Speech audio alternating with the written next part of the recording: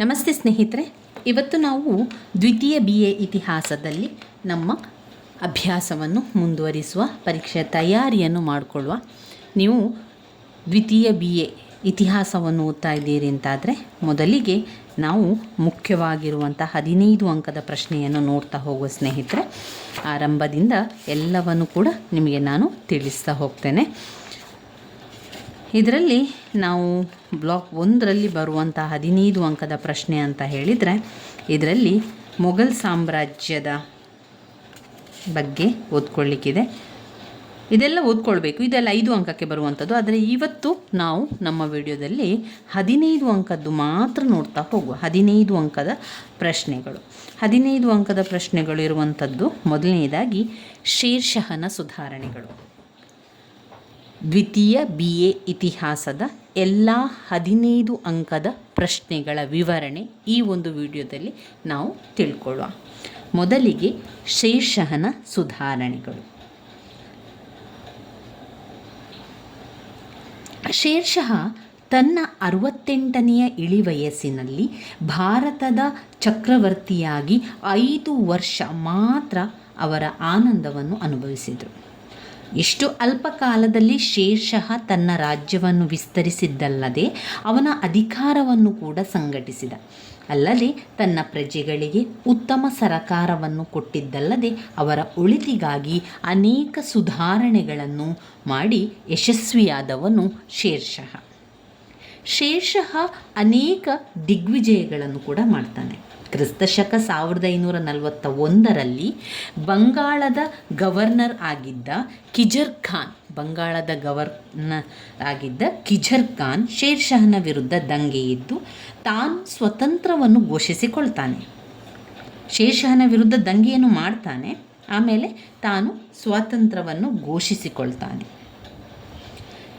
ಆದರೆ ಅವನನ್ನು ಶೇರ್ಷಹ ಸೋಲಿಸಿಬಿಡ್ತಾನೆ. ಸೋಲಿಸಿಟ್ಟು ನಂತರ ತನ್ನ ಸೆರೆಮನೆಯಲ್ಲಿ, ತನ್ನ ಅರಮನೆಯ ಸೆರೆಮನೆಯಲ್ಲಿ ಕಿಜರ್ ಖಾನನ್ನು ಬಂಧಿಸ್ತಾನೆ. ಮುಂದೆ ಇಂತಹ ದಂಗೆಗಳನ್ನು ದೂರ ಮಾಡಲು ಬಂಗಾಳದ ಗವರ್ನರ್ ಹುದ್ದೆಯನ್ನೇ ರದ್ದು ಮಾಡ್ತಾನೆ. ಯಾರು? ಈ ಶೇರ್ಷಹ ಏನು ಮಾಡ್ತಾನೆ ಅಂದರೆ, ಈ ರೀತಿಯ ಅವಘಡಗಳು ಸಂಭವಿಸಬಾರ್ದು, ಈ ರೀತಿ ನಮ್ಮ ವಿರುದ್ಧ ದಂಗೆಗಳನ್ನು ಏಳಬಾರ್ದು ಎನ್ನುವ ಕಾರಣದಿಂದಾಗಿ ಆ ಶೇರ್ಷಹನ ವಿರುದ್ಧ ದಂಗೆ ಎದ್ದಂತಹ ಕಿಜರ್ ಖಾನನ್ನು ಯಾವ ರೀತಿ ತನ್ನ ಅರಮನೆಯ ಒಂದು ಸೆರೆಮನೆಯಲ್ಲಿ ಇಟ್ಟಿದ್ದನೋ, ಸೆರೆಮನೆಯಲ್ಲಿ ಅವನು ಇಡ್ತಾನಲ್ವ, ಅದ ನಂತರ ಶೇರ್ಷನಿಗೆ ಅನಿಸ್ತದೆ ಈ ರೀತಿಯ ದಂಗೆಗಳನ್ನು ನಾವು ದೂರ ಮಾಡಬೇಕು ಅಂತ ಹೇಳಿದರೆ ಆ ಒಂದು ಗವರ್ನರ್ ಎನ್ನುವಂಥ ಹುದ್ದೆ, ಬಂಗಾಳದ ಗವರ್ನರ್ ಹುದ್ದೆಯನ್ನು ರದ್ದು ಮಾಡ್ತಾನೆ. 47 ಸರಕಾರಗಳನ್ನಾಗಿ ವಿಂಗಡಿಸ್ತಾನೆ. 47 ಸರಕಾರಗಳ ಆಡಳಿತವನ್ನು ನಿರ್ವಹಿಸಲು ಶೇಖ್ದಾರರೆಂಬ ಅಧಿಕಾರಿಗಳನ್ನು ನೇಮಕ ಮಾಡಿ ಅವರನ್ನು ತನ್ನ ನೇರ ಹಿಡಿತದಲ್ಲಿಟ್ಟುಕೊಳ್ತಾನೆ. ಗುಜರಾತ್ ಮತ್ತು ಮಾಳ್ವದ ಗವರ್ನರ್ಗಳು ಶೇರ್ಷಹನ ಪರಮಾಧಿಕಾರವನ್ನು ಧಿಕ್ಕರಿಸ್ತಾನೆ. ಶೇರ್ಷಹ ತನ್ನ ಸೈನ್ಯದೊಂದಿಗೆ ಮುಂದುವರಿದು ಮಾರ್ಗ ಮಧ್ಯದಲ್ಲಿ ಗ್ವಾಲಿಯರ್ ಇರ್ಬೋದು, ಮಾಳ್ವ ಇರ್ಬೋದು, ರಣತಂಬೂರ್, ರಾಯ್ಸಿನ್, ಚಂದೇರಿಗಳನ್ನು ಆ ಒಂದು ಸಂದರ್ಭದಲ್ಲಿ ವಶಪಡಿಸಿಕೊಳ್ತಾನೆ. ಅವನು ಯಾವ ರೀತಿ ಸೈನ್ಯವನ್ನು ಕರೆದುಕೊಂಡು ಹೋಗ್ತಾನಲ್ವ, ಅಲ್ಲಿ ಎಲ್ಲ ಆ ಮಾರ್ಗದ ಮಧ್ಯದಲ್ಲಿ ಸಿಗುವಂತಹ ಎಲ್ಲ ಒಂದು ಜಾಗವನ್ನು ಕೂಡ ಆಕ್ರಮಿಸ್ತಾ ಅಲ್ಲಿ ಯುದ್ಧಗಳನ್ನು ಮಾಡ್ತಾ ಅವುಗಳನ್ನೆಲ್ಲ ತನ್ನ ಒಂದು ಮುಷ್ಟಿಯಲ್ಲಿ ಇಟ್ಕೊಳ್ತಾನೆ, ಅಂದರೆ ತನ್ನ ವಶಕ್ಕೆ ಅವನು ಪಡೆದುಕೊಳ್ತಾನೆ. ಕ್ರಿಸ್ತಶಕ 1543ರಲ್ಲಿ ಏನಾಗ್ತದೆ ಅಂತ ಹೇಳಿದರೆ, ಅಲ್ಲಿ ಮುಲ್ತಾನ್ ಮತ್ತು ಭಾಗಶಃ ಸಿಂಧೂ ಪ್ರಾಂತ್ಯವನ್ನು ಕೂಡ ಅವನು ಯಶಸ್ವಿಯಾಗಿ ವಶಪಡಿಸಿಕೊಳ್ತಾನೆ. ಕ್ರಿಸ್ತಶಕ 1544ರಲ್ಲಿ ಏನಾಗ್ತದೆ ಅಂತ ಹೇಳಿದರೆ, ಅಲ್ಲಿ ರಜಪೂತರ ದೊರೆಗಳನ್ನು ಸೋಲಿಸ್ತಾನೆ. ಶೇರ್ಷಹ ಏನು ಮಾಡ್ತಾನೆ, 1544ರಲ್ಲಿ ರಜಪೂತರ ದೊರೆಗಳನ್ನು ಸೋಲಿಸ್ತಾನೆ. ಅಷ್ಟೇ ಅಲ್ಲದೆ ಅವರ ಪರಮಾಧಿಕಾರಿಯನ್ನು ಒಪ್ಪಿಕೊಳ್ಳುವಂತೆ ಕೂಡ ಮಾಡ್ತಾನೆ. ಶೇರ್ಷಹ ಮಾಡಿದಂತಹ ಕೊನೆಯ ಆಕ್ರಮಣ ಅಂತ ಹೇಳಿದರೆ ಬುಂದೇಲ್ಖಂಡದ ಕಾಲಿಂಜರ್ ಕೋಟೆ. ಅದು ಯಾವಾಗ ಮಾಡಿದ್ದು ಅಂತ ಹೇಳಿದರೆ ಮೇ 22, 1545ರಲ್ಲಿ ಮಾಡ್ತಾನೆ. ನಮಗೆ ಇಸವಿಯೆಲ್ಲ ನಮಗೆ ನೆನಪಾಗ್ತಾ ಇಲ್ಲ ಪರೀಕ್ಷೆಗೆ ಅಂತ ಹೇಳಿದರೆ ನೀವು ಇಸವಿಯನ್ನು ಬರೀಲಿಕ್ಕೆ ಹೋಗಬೇಡಿ. ಇಸವಿಯನ್ನು ಬರೆಯದೆ ಇಂಥ ಕೆಲವೊಂದು ಸಂದರ್ಭಗಳಲ್ಲಿ ಅಂತ ಹಾಕಿ ಅಥವಾ ಇಂಥ ಸಮಯದಲ್ಲಿ ಅಂತ ಹಾಕಿದರೆ ಸಾಕು, ಇಸವಿಯನ್ನು ಬರಿಬೇಡಿ. ಶೇಷಃ ಕಾಲಿಂಜರ್ ಕೋಟೆಗೆ ಮುತ್ತಿಗೆ ಹಾಕ್ತಾನೆ. ಕೋಟೆಯ ಗೋಡೆಯನ್ನು ಬಿರುಕು ಬಿಡಿಸಲು ರಾಕೆಟನ್ನು ಉಪಯೋಗಿಸ್ತಾನೆ. ಆ ಕಾಲದಲ್ಲಿ ಅವನು ರಾಕೆಟನ್ನು ಬಳಸಿದ ನೋಡಿ.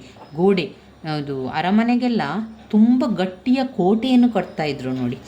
ಶೇಷನ ಕಾಲದಲ್ಲಿ ಅವನೇನು ಮಾಡ್ತಾನೆ ಅಂತ ಹೇಳಿದ್ರೆ ಕಾಲಿಂಜರ್ ಕೋಟೆಗೆ ಮುತ್ತಿಗೆ ಹಾಕ್ತಾನೆ. ಕಾಲಿಂಜರ್ ಕೋಟೆ ತುಂಬಾ ಗಟ್ಟಿ ಇರ್ತದೆ, ಅದಕ್ಕೆ ರಾಕೆಟನ್ನು ಉಪಯೋಗಿಸ್ತಾನೆ.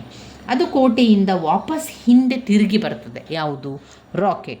ಅಲ್ಲಿ ರಾಶಿಯಾಗಿ ಇಡಲ್ಪಟ್ಟಿದ್ದಂಥ, ಅಲ್ಲಿ ಈಗ ಯುದ್ಧಕ್ಕೆಲ್ಲ ರಾಶಿಯೇ ಗುಂಡು ಮದ್ದುಗಳನ್ನೆಲ್ಲ ಇಡ್ತಾರಲ್ವಾ, ಈ ರಾಕೆಟ್ ಏನಾಗ್ತದೆ, ಕಾಲಿಂಜರ್ ಕೋಟೆಗೆ ಹೋಗಿ ಆ ಒಂದು ಕೋಟೆಯನ್ನು ಅಪ್ಪಳಿಸಿ ಆ ರಾಕೆಟ್ ವಾಪಸ್ ತಿರುಗಿ ಬಂದು ಅವರು ಇಟ್ಟಿದ್ದಂತಹ ರಾಶಿ ಮದ್ದುಗುಂಡುಗಳ ಮೇಲೆ ಬಿದ್ದು ಶೇಷ ನಿಂತಿದ್ದ ಜಾಗದಲ್ಲಿಯೇ ಶೇಷ ಸ್ಫೋಟಗೊಂಡು ತೀವ್ರತರವಾದ ಗಾಯಗೊಂಡಂತಹ ಶೇಷ ಅದೇ ದಿನ ಮರಣವನ್ನು ಕೂಡ ಹೊಂದ್ತಾನೆ. ನೋಡಿ, ಶೇಷನ್ ಯಾವ ರೀತಿ ಮರಣ ಹೊಂದಿದ ಅಂತ ಹೇಳಿದರೆ,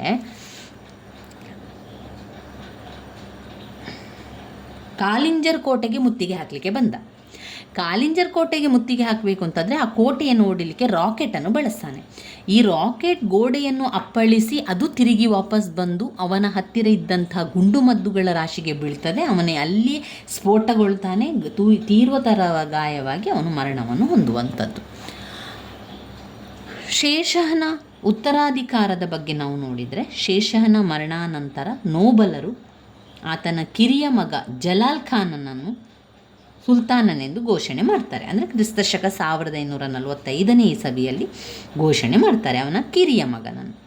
ಜಲಾಲ್ ಖಾನನು ಇಸ್ಲಾಂ ಶಾನ್ ಎಂಬ ಬಿರುದನ್ನು ಕೂಡ ಪಡೆದನು. ಈತನು ತನ್ನ ತಂದೆಗೆ ತಕ್ಕನಾದ ಮಗನಾಗಿ ಆಡಳಿತವನ್ನು ನಡೆಸ್ತಾ ಹೋಗ್ತಾ ಇದ್ದ. ಆದರೆ ಈತನು ಅಲ್ಪಾಯುವ ಕೂಡ ಆಗಿದ್ದ.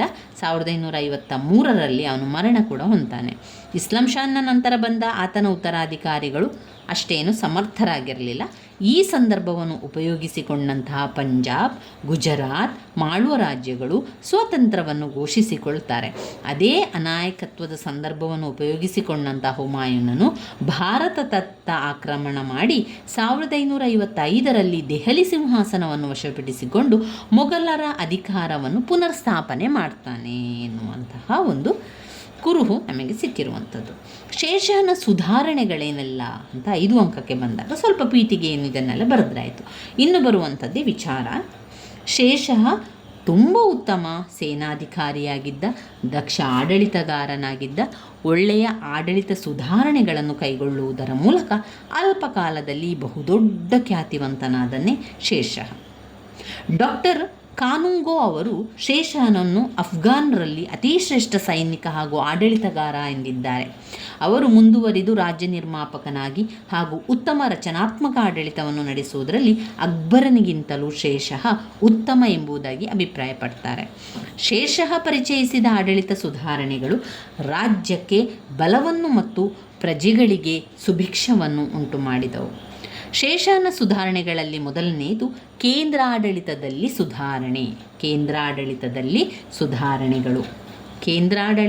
ಸುಧಾರಣೆಗಳಲ್ಲಿ ಮೊದಲನೇದಾಗಿ ಸುಲ್ತಾನ್. 2 ದಿವಾನ್ ಇಲಾಖೆಗಳು. ಸುಲ್ತಾನ್ ಅಂತ ಬಂದಾಗ ಎಲ್ಲ ಅಧಿಕಾರವು ಶೇಷನ ಸುಲ್ತಾನನಲ್ಲಿ ಕೇಂದ್ರೀಕೃತವಾಗಿತ್ತು. ನ್ಯಾಯ ತೀರ್ಮಾನ ಮಾಡುವುದರಲ್ಲಿ ಸುಲ್ತಾನನದೇ ಅಂತಿಮ ತೀರ್ಮಾನವಾಗಿತ್ತು. ಎಲ್ಲ ಕ್ರಿಮಿನಲ್ ಮೊಕದ್ದಮೆಗಳನ್ನು ಸುಲ್ತಾನನೇ ವಿಚಾರಣೆ ಮಾಡ್ತಾ ಇದ್ದ. ಆಡಳಿತಕ್ಕೆ ಸಂಬಂಧಿಸಿದ ಎಲ್ಲ ತೀರ್ಮಾನಗಳನ್ನು ಕೂಡ ಅವನೇ ಶೇರ್ಷಹನೇ ತೆಗೆದುಕೊಳ್ತಾ ಕೂಡ ಇದ್ದ. ಆತನ ಮಂತ್ರಿಗಳು ಮತ್ತು ನೋಬಲರು ಅವುಗಳನ್ನು ಕಾರ್ಯಗತಗೊಳಿಸಬೇಕಾಗಿತ್ತು. ಶೇಷನ ಮುಖ್ಯ ಉದ್ದೇಶ ಅವನ ಪ್ರಜೆಗಳ ಒಳಿತಿನ ಕುರಿತಾಗಿತ್ತು. ಈತನ ಕೇಂದ್ರಾಡಳಿತವು ಪರ್ಷಿಯನ್ ಮಾದರಿಯನ್ನು ಹೋಲ್ತಾ ಇತ್ತು. ದೆಹಲಿ ಸುಲ್ತಾನರು ಅನುಸರಿಸಿದ ಮಾದರಿಯನ್ನೇ ಶೇಷ ಮುಂದುವರಿಸ್ತಾನೆ. ಕೇಂದ್ರಾಡಳಿತವನ್ನು 6 ವಿಭಾಗಗಳಾಗಿ ವಿಂಗಡಣೆ ಮಾಡಿ ಅವುಗಳನ್ನು ದಿವಾನಿಗಳೆಂದು ಕರೆದು ಪ್ರತಿಯೊಂದು ಇಲಾಖೆಗೂ ಪ್ರತ್ಯೇಕವಾದ ಮಂತ್ರಿಗಳ ಮೇಲ್ವಿಚಾರಣೆಗೊಳಪಟ್ಟಿತ್ತು. ಅದರಲ್ಲಿ 2ನೇ ಪಾಯಿಂಟ್ ದಿವಾನ್ ಅಂದರೆ ಇಲಾಖೆಗಳು. ದಿವಾನ್ ಇ ವಜೀರತ್ ಒಂದು ಸುಲ್ತಾನ್, 2 ದಿವಾನ್ ಇ ವಜೀರತ್, ಕೇಂದ್ರಾಡಳಿತದ ಸುಧಾರಣೆಗಳಲ್ಲಿ 1 ಸುಲ್ತಾನ್, 2 ದಿವಾನ್ ಇಲಾಖೆಗಳು. ದಿವಾನ್ ಇ ವಜೀರತ್ನಲ್ಲಿ ಶೇಷನ ಆಡಳಿತದಲ್ಲಿ ಈ ಇಲಾಖೆ ಅತ್ಯಂತ ಪ್ರಮುಖವಾಗಿದ್ದು, ಈ ಇಲಾಖೆಯ ಮೇಲ್ವಿಚಾರಣೆಯನ್ನು ವಜೀರ್ ಎನ್ನುವಂತಹ ಮಂತ್ರಿಯು ನೋಡಿಕೊಳ್ತಾ ಇದ್ದ. ರಾಜ್ಯದ ಹಣಕಾಸು ಮತ್ತು ಕಂದಾಯ ಇವನ ಮೇಲ್ವಿಚಾರಣೆಗೊಳಪಟ್ಟಿದ್ದವು. ಇದರೊಂದಿಗೆ ಉಳಿದ ವಿಭಾಗಗಳ ಮಂತ್ರಿಗಳ ಮೇಲ್ವಿಚಾರಣೆ ಕೂಡ ಜವಾಬ್ದಾರಿಯಾಗಿತ್ತು. ದಿವಾನ್ ಇ ಆರಿಜ್, ಈ ಇಲಾಖೆಯ ಮುಖ್ಯಸ್ಥನನ್ನು ಆರಿಜ್ ಇ ಮಾಮಾಲಿಕ್ ಎಂಬುದಾಗಿ ಕರೆಯಲಾಗ್ತಾ ಇತ್ತು. ಈತನು ಸೈನ್ಯದ ಮೇಲ್ವಿಚಾರಣೆಯನ್ನು ಹೊಂದಿದ್ದನು. ಸೈನಿಕರ ನೇಮಕ, ಸೈನ್ಯಕ್ಕೆ ಬೇಕಾದ ಎಲ್ಲ ಅಗತ್ಯ ವಸ್ತುಗಳನ್ನು ಒದಗಿಸುವುದು ಈತನ ಜವಾಬ್ದಾರಿ ಕೂಡ ಆಗಿತ್ತು. ದಿವಾನ್ ಇ ರಸಾಲತ್, ಈ ಇಲಾಖೆಯ ಮಂತ್ರಿಯು ಹೊರದೇಶಗಳ ವ್ಯವಹಾರವನ್ನು ನೋಡಿಕೊಳ್ಳುತ್ತಿದ್ದನು.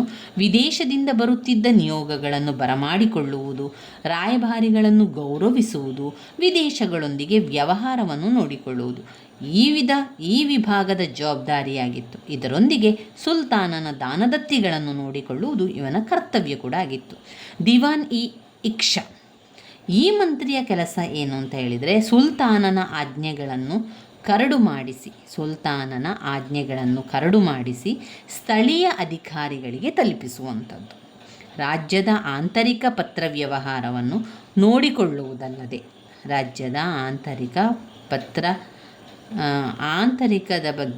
ಪತ್ರ ವ್ಯವಹಾರವನ್ನು ನೋಡಿಕೊಳ್ಳುವುದಲ್ಲದೆ ಸರ್ಕಾರಿ ಪತ್ರಗಳು ಮತ್ತು ದಾಖಲೆಗಳನ್ನು ಸಂರಕ್ಷಿಸುವುದು. ಈ 4 ಮಂತ್ರಿಗಳಲ್ಲದೆ ಇನ್ನೂ 2 ಪ್ರಮುಖ ಇಲಾಖೆಗಳಿದ್ದವು. ಅವು ಅಂತ ಹೇಳಿದರೆ ದಿವಾನ್ ಇ ಕಾಸಾ, ದಿವಾನ್ ಇ ಬರೀದ್. ದಿವಾನ್ ಇ ಕಾಸಾ ಇಲಾಖೆಯ ಪ್ರಮುಖ ಮುಖ್ಯ ಕಾಜಿಯಾಗಿದ್ದರು. ಈತನು ನ್ಯಾಯಾಡಳಿತವನ್ನು ನೋಡಿಕೊಳ್ಳುತ್ತಿದ್ದರು. ದಿವಾನ್ ಇ ಬರೀದ್ ಇಲಾಖೆಯ ಮುಖಂಡತ್ವ ಬರೀದ್ ಇ ಮಾಮಾಲಿಕ್ ಎಂಬುವನಾಗಿದ್ದು ಗುಪ್ತದಳದ ಮೇಲ್ವಿಚಾರಣೆಯನ್ನು ನೋಡಿಕೊಳ್ಳುತ್ತಿದ್ದರು. ಇದರೊಂದಿಗೆ ರಾಜ್ಯದ ಗುಪ್ತಚರವನ್ನು ನೋಡಿಕೊಳ್ಳುವ ಜವಾಬ್ದಾರಿಯನ್ನು ಕೂಡ ಹೊಂದಿದ್ದರು. ಇದು ಕೇಂದ್ರಾಡಳಿತದಲ್ಲಿ ನಾವು ಬರಿಬೇಕಾಗಿರುವಂಥ ವಿಚಾರ. ಇವಿಷ್ಟು ಕೇಂದ್ರಾಡಳಿತ, ಸುಲ್ತಾನರ ಬಗ್ಗೆ. ಆಮೇಲೆ ದಿವಾನ್ ಇಲಾಖೆಗಳ ಬಗ್ಗೆ. ಅದರಲ್ಲಿ ದಿವಾನ್ ಇ ವಜೀರತ್, ದಿವಾನ್ ಇ ಆರಿಫ್, ದಿವಾನ್ ಇ ರಸಾಲತ್, ದಿವಾನ್ ಇ ಇಕ್ಷಾ, ದಿವಾನ್ ಇ ಈ ರೀತಿಯ 4 ಪ್ರಮುಖ ಇಲಾಖೆಗಳು ಕೂಡ ಇದ್ದವು. ದಿವಾನ್ ಇ ಕಾಸಾ, ದಿವಾನ್ ಇ ಬರೀದ್, ದಿವಾನ್ ಇ ಕಾಸಾ ಇಲಾಖೆಯ ಮುಖ್ಯಸ್ಥ ಅಲ್ಲಿ ಕಾಜಿಯಾಗಿದ್ದ. ಈತನು ನ್ಯಾಯಾಡಳಿತವನ್ನು ನೋಡಿಕೊಳ್ಳುತ್ತಿದ್ದನು. ದಿವಾನ್ ಇ ಬರೀದ್ ಇಲಾಖೆಯ ಮುಖಂಡವು ಬರೀಜ್ ಇ ಮಾಮಾಲಿಕ್ ಎಂಬುವನಾಗಿದ್ದು ಗುಪ್ತದಳದ ಮೇಲ್ವಿಚಾರಣೆಯನ್ನು ನೋಡಿಕೊಳ್ಳುತ್ತಿದ್ದನು. ಇದರೊಂದಿಗೆ ರಾಜ್ಯದ ಗುಪ್ತಚರರನ್ನು ನೋಡಿಕೊಳ್ಳುವ ಜವಾಬ್ದಾರಿಯನ್ನು ಕೂಡ ಹೊಂದಿದ್ದರು. ಇನ್ನು ಪ್ರಾಂತ್ಯಾಡಳಿತದ ಸುಧಾರಣೆ. 2ನೇದು ಪ್ರಾಂತ್ಯಾಡಳಿತದ ಸುಧಾರಣೆಯಲ್ಲಿ ಸರಕಾರ, ಪರಗಣಗಳು, ಗ್ರಾಮಗಳು. ಶೇಷಃ ತನ್ನ ಸಾಮ್ರಾಜ್ಯವನ್ನು ಇಕ್ತಾ ಅಥವಾ ಪ್ರಾಂತ್ಯಗಳನ್ನಾಗಿ ವಿಂಗಡಣೆ ಮಾಡ್ತಾರೆ. ಕೆಲವು ಇಕ್ತಾಗಳು ಗವರ್ನರ್ಗಳ ಆಳ್ವಿಕೆಗೆ ಒಳಪಟ್ಟಿದ್ದವು. ಹೆಚ್ಚಿನ ಇಕ್ತಾಗಳು ಶೇಷನ ನೇರ ಹಿಡಿತದಲ್ಲಿದ್ದವು. ಪ್ರತಿಯೊಂದು ಇಕ್ತವನ್ನು ಅನೇಕ ಸರಕಾರ ಅಥವಾ ಜಿಲ್ಲೆಗಳಲ್ಲಿಯೂ ಪ್ರತಿ ಸರಕಾರಗಳನ್ನು ಪರಗಣಗಳೆಂಬ ಸಣ್ಣ ಘಟಕಗಳನ್ನಾಗಿ ವಿಭಜಿಸಲಾಗಿದೆ. ಗ್ರಾಮಗಳು ಸಾಮಾನ್ಯದ ಕಡೆಯ ಆಡಳಿತ ಘಟಕವಾಗಿತ್ತು. ಇನ್ನು ಸರಕಾರ, ಪರಗಣಗಳು, ಗ್ರಾಮಗಳು. ಸರಕಾರ ಅಂತ ಬಂದಾಗ ಶೇಷನ ಆಡಳಿತದಲ್ಲಿ ಸರಕಾರ ಬಹುದೊಡ್ಡ ಆಡಳಿತ ಘಟಕವಾಗಿತ್ತು. ಪ್ರತಿಯೊಂದು ಸರಕಾರವು ಕೂಡ ಶೇಖ್ ದಾರಿಮ್, ಮುನ್ಸಿಫ್ ಇ ಮುನ್ಸಿ ಖಾನ್ ಎಂಬ ಅಧಿಕಾರಿಗಳ ಮೇಲ್ವಿಚಾರಣೆಗೊಳಪಟ್ಟಿತ್ತು. ಮತ್ತು ಶೇಖ್ ದಾರನು ಸೈನ್ಯಾಧಿಕಾರಿಯಾಗಿದ್ದು ಸರಕಾರಗಳಲ್ಲಿ ಶಾಂತಿ ಮತ್ತು ಸುವ್ಯವಸ್ಥೆ ಕಾಪಾಡುವುದು ಅವನ ಕರ್ತವ್ಯ ಕೂಡ ಆಗಿತ್ತು. ಇದರೊಂದಿಗೆ ಸಹಾಯಕ ಶೇಖ್ದಾರರಿಗೆ ಆಯಾ ಸರಕಾರಗಳ ಆಯಾ ಸರಕಾರಗಳ ಕಂದಾಯ ಮತ್ತು ಇತರ ತೆರಿಗೆಗಳನ್ನು ವಸೂಲು ಮಾಡಲು ಸಹಾಯ ಮಾಡಬೇಕಾಗಿತ್ತು. ಸರಕಾರದ ಮತ್ತೊಬ್ಬ ಅಧಿಕಾರಿ ಮುಖ್ಯ ಮುನ್ಸಿಫ್, ಈತನ ಮುಖ್ಯ ಕರ್ತವ್ಯವೆಂದರೆ ಸರಕಾರಗಳಲ್ಲಿ ನಡೆಯುತ್ತಿದ್ದ ಸಿವಿಲ್ ವ್ಯಾಜ್ಯಗಳನ್ನು ತೀರ್ಮಾನ ಮಾಡಿ ನ್ಯಾಯಾಲಯ ದೊರಕಿಸಿಕೊಡುವುದಾಗಿದೆ. ಅಲ್ಲದೆ ಪರಗಣಗಳಲ್ಲಿದ್ದ ನ್ಯಾಯಾಧೀಶಗಳ ಮೇಲ್ವಿಚಾರಣೆಯು ಈತನ ಜವಾಬ್ದಾರಿಯಾಗಿತ್ತು. ಮುಖ್ಯ ಅಧಿಕಾರಿಗಳಿಗೆ ಸಹಾಯಕವಾಗಿ ಅನೇಕ ಸಹಾಯಕ ಅಧಿಕಾರಿಗಳು ಕೂಡ ಸರಕಾರದಲ್ಲಿರುತ್ತಿದ್ದರು. ಇನ್ನು 2ನೇದು ಬರುವುದು ಪರಗಣಗಳು ಮತ್ತು ಗ್ರಾಮಗಳನ್ನು ನಾವು ನೋಡಿದರೆ, ಪ್ರತಿಯೊಂದು ಸರಕಾರವನ್ನು ಪರಗಣಗಳನ್ನಾಗಿ ವಿಂಗಡಿಸಲಾಗಿತ್ತು. ಪ್ರತಿಯೊಂದು ಪರಗಣಗಳಲ್ಲಿಯೂ ಶೇಖ್ದಾರ್, ಅಮೀನ್, ಕಾರ್ಕೂನ್ ಮೊದಲಾದ ಅನೇಕ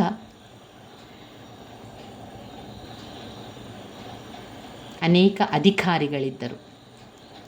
ಶೇಖ್ದಾರನು ಮಿಲಿಟರಿ ಅಧಿಕಾರಿಯಾಗಿಯೂ ಅಮೀನ್ ಮತ್ತು ಮುನ್ಸಿಫ್ ಕಂದಾಯ ಅಧಿಕಾರಿಯಾಗಿಯೂ ಕಾರ್ಯನಿರ್ವಹಿಸುತ್ತಿದ್ದರು. ಪ್ರತಿ ಪರಗಣಗಳಲ್ಲಿಯೂ ಇಬ್ಬರು ಕಾರಕೂರನರಿದ್ದು ಪರಗಣದ ದಾಸ್ತಾವೇಜುಗಳನ್ನು ಹಿಂದಿ ಮತ್ತು ಪರ್ಷಿಯನ್ ಭಾಷೆಯಲ್ಲಿ ದಾಖಲು ಮಾಡಬೇಕಾಗಿತ್ತು. ಇದಲ್ಲದೆ ಪಟವಾರಿ, ಚೌಧರಿ, ಮುಕದ್ದಮ್ಗಳೆಂಬ ಅಧೀನ ಅಧಿಕಾರಿಗಳು ಜನತೆ ಮತ್ತು ಅಧಿಕಾರಿಗಳ ನಡುವೆ ಮಧ್ಯವರ್ತಿಗಳಾಗಿ ಕೆಲಸ ನಿರ್ವಹಿಸುತ್ತಿದ್ದರು. ಪರಗಣಗಳಲ್ಲಿ ಶಾಂತಿ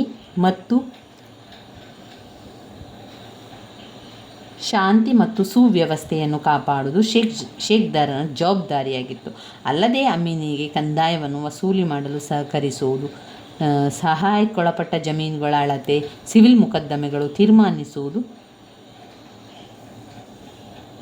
ಈತನ ಕರ್ತವ್ಯವಾಗಿತ್ತು. ಇನ್ನು ಗ್ರಾಮಗಳು ಅಂತ ಬಂದಾಗ, ಗ್ರಾಮ ರಾಜ್ಯದ ಅತ್ಯಂತ ಕೆಳಗಿನ ಆಡಳಿತ ಘಟಕ. ಪಂಚಾಯಿತಿಗಳು ಅವುಗಳ ಮೇಲ್ವಿಚಾರಣೆಯನ್ನು ನಡೆಸುತ್ತಿದ್ದವು. ಗ್ರಾಮ ಪಂಚಾಯಿತಿಗಳು ಗ್ರಾಮದ ಹಿರಿಯರನ್ನು ಒಳಗೊಂಡಿದ್ದು ಆಯಾಯ ಗ್ರಾಮಗಳ ಜನತೆಯ ಅಭಿವೃದ್ಧಿಯನ್ನು ಗಮನಿಸುವುದು ಅವರ ಕರ್ತವ್ಯವಾಗಿತ್ತು. ಪಂಚಾಯಿತಿಯ ಮುಖ್ಯಸ್ಥರು ರಾಜ್ಯದ ಅಧಿಕಾರಿಗಳು.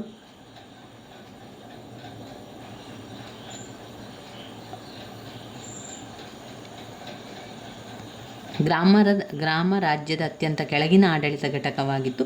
ಪಂಚಾಯಿತಿಗಳು ಅವುಗಳ ಮೇಲ್ವಿಚಾರಣೆಯನ್ನು ನಡೆಸುತ್ತಿದ್ದವು. ಗ್ರಾಮ ಪಂಚಾಯಿತಿಗಳು ಗ್ರಾಮದ ಹಿರಿಯರನ್ನೊಳಗೊಂಡಿದ್ದು ಆಯಾಯ ಗ್ರಾಮಗಳ ಜನತೆಯ ಅಭಿವೃದ್ಧಿಯನ್ನು ಗಮನಿಸುವುದು ಅವರ ಕರ್ತವ್ಯವಾಗಿತ್ತು.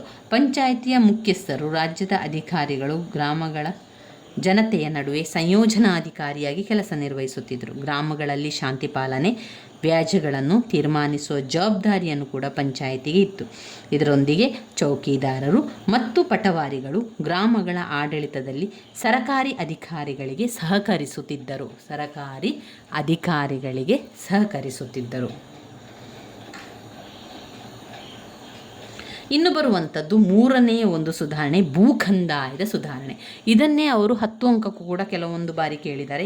ಯಾವ ರೀತಿ ಕೇಳಿದ್ದಾರೆ ಅಂತ ಹೇಳಿದ್ರೆ, ಶೇರ್ಷಾಹನ ಭೂಕಂದಾಯದ ಸುಧಾರಣೆಗಳನ್ನು ವಿವರಿಸಿ ಅಂತ 10 ಅಂಕಕ್ಕೂ ಕೂಡ ಕೇಳ್ಬೋದು. ಅಥವಾ ನೇರವಾಗಿ ಎಲ್ಲವನ್ನು ಕೂಡ ಶೇರ್ಷಾಹನ ಆರಂಭಿಕ ಜೀವನ ಅಥವಾ ಸೈನ್ಯ ಸುಧಾರಣೆಗಳು,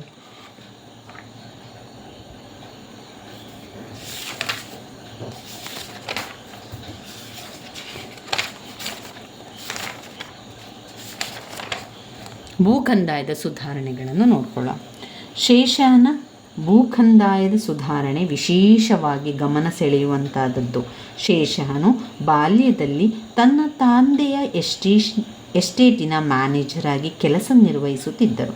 ಭೂಕಂದಾಯದ ಸಮಸ್ಯೆಗಳ ಬಗ್ಗೆ ಅನುಭವವನ್ನು ಹೊಂದಿದ್ದರು. ಅಲ್ಲದೆ ರೈತರ ಮನಸ್ಸನ್ನು ಚೆನ್ನಾಗಿ ಅರಿತಿದ್ದ ಶೇಷಾಹನು ವ್ಯವಸಾಯ ಅವರ ಶ್ರಮ, ಆಸಕ್ತಿ ಮೇಲೆ ಅವಲಂಬಿಸಿರುತ್ತದೆ ಎಂಬುದನ್ನು ಮನಗಂಡಿದ್ದನು. ಶೇಷಾಹನ ಕಂದಾಯ ಸುಧಾರಣೆಗಳು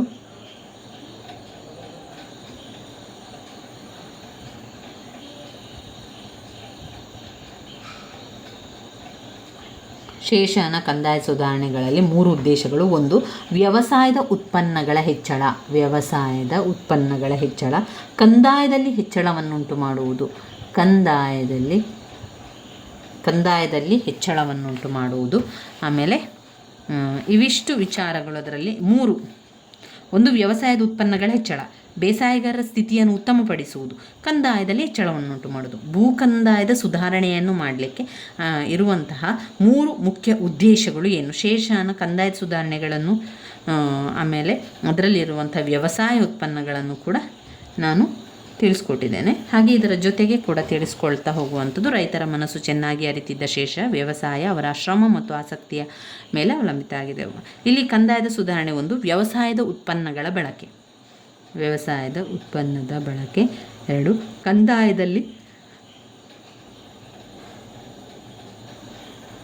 ಕಂದಾಯದಲ್ಲಿ ಹೆಚ್ಚಳವನ್ನುಂಟು ಮಾಡುವುದು. ಈ ರೀತಿ ಆಗಿರುವಂಥದ್ದು ಮುಖ್ಯವಾಗಿ 3 ಇರುವಂಥದ್ದು. ವ್ಯವಸಾಯಗಳಲ್ಲಿ ಹೆಚ್ಚಳ, ಕಂದಾಯದಲ್ಲಿ ಹೆಚ್ಚಳವನ್ನುಂಟು ಮಾಡುವುದು, ಬೇಸಾಯಗಾರ ಸ್ಥಿತಿಯನ್ನು ಉತ್ತಮಪಡಿಸುವುದು. ಶೇಷನ ಭೂಕಂದಾಯದ ಸುಧಾರಣೆ ವಿಶೇಷವಾಗಿ ಗಮನವನ್ನು ಸೆಳೆಯುವಂತಹದ್ದು. ಶೇಷನು ಆಡಳಿತದಲ್ಲಿ ತನ್ನ ತಂದೆಯ ಎಸ್ಟೇಟಿನ ಮ್ಯಾನೇಜರ್ ಆಗಿ ಕೆಲಸ ನಿರ್ವಹಿಸುತ್ತಿದ್ದ.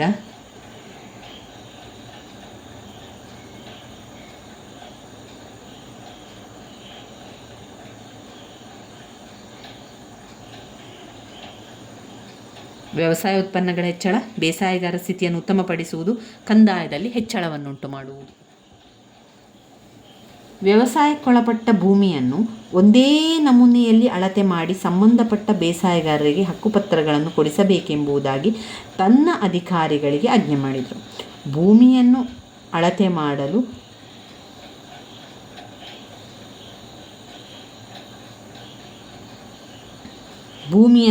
ಮಾಡಲು ಸಿಕಂದರ್ ಗಜವನ್ನು ಉಪಯೋಗಿಸಿಕೊಳ್ಳಲಾಯಿತು. ಜಾರಿಫ್ ಹಗ್ಗವನ್ನು ಅಳತೆಯ ಸಾಧನವಾಗಿ ಬಳಸಿದ್ದಲ್ಲದೆ ಭೂಕಂದಾಯವನ್ನು ನಿಗದಿಪಡಿಸಲು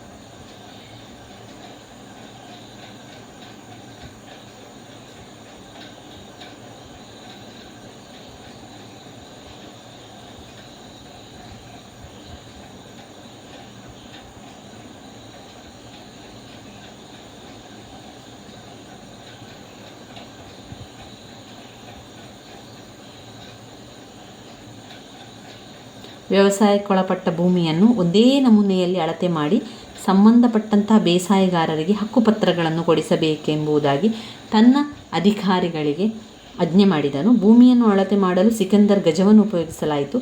ಕಾರಿದ ಹಗ್ಗವನ್ನು ಅಳೆಯಲು ಸಾಧನವಾಗಿ ಬಳಸಿದ್ದಲ್ಲದೆ ಭೂಕಂದಾಯವನ್ನು ನಿಗದಿಗೊಳಿಸಲು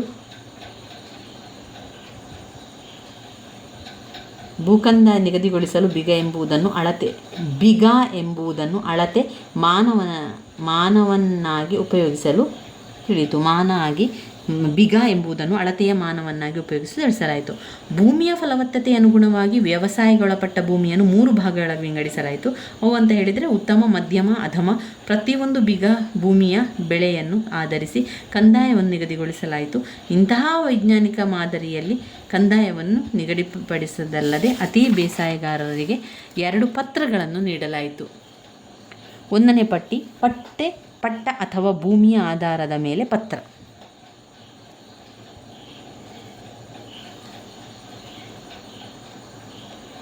ಅಲ್ಲಿ 2 ಕಬೂಲಿಯತ್ ಅಥವಾ ಒಪ್ಪಿಗೆ ಕರಾರು ಪತ್ರ. ಪಟ್ಟ ಅಥವಾ ಭೂಮಿಯ ಆಧಾರದ ಪತ್ರದಲ್ಲಿ ಪ್ರತಿ ಬೇಸಾಯಗಾರರ ಅಧೀನದಲ್ಲಿದ್ದ ವಿವಿಧ ರೀತಿಯ ಭೂಮಿ, ಅವುಗಳನ್ನು ಆತನು ಬೆಳೆಯುತ್ತಿದ್ದನು, ಬೆಳೆ ಹಾಗೂ ಅದರ ಮೇಲೆ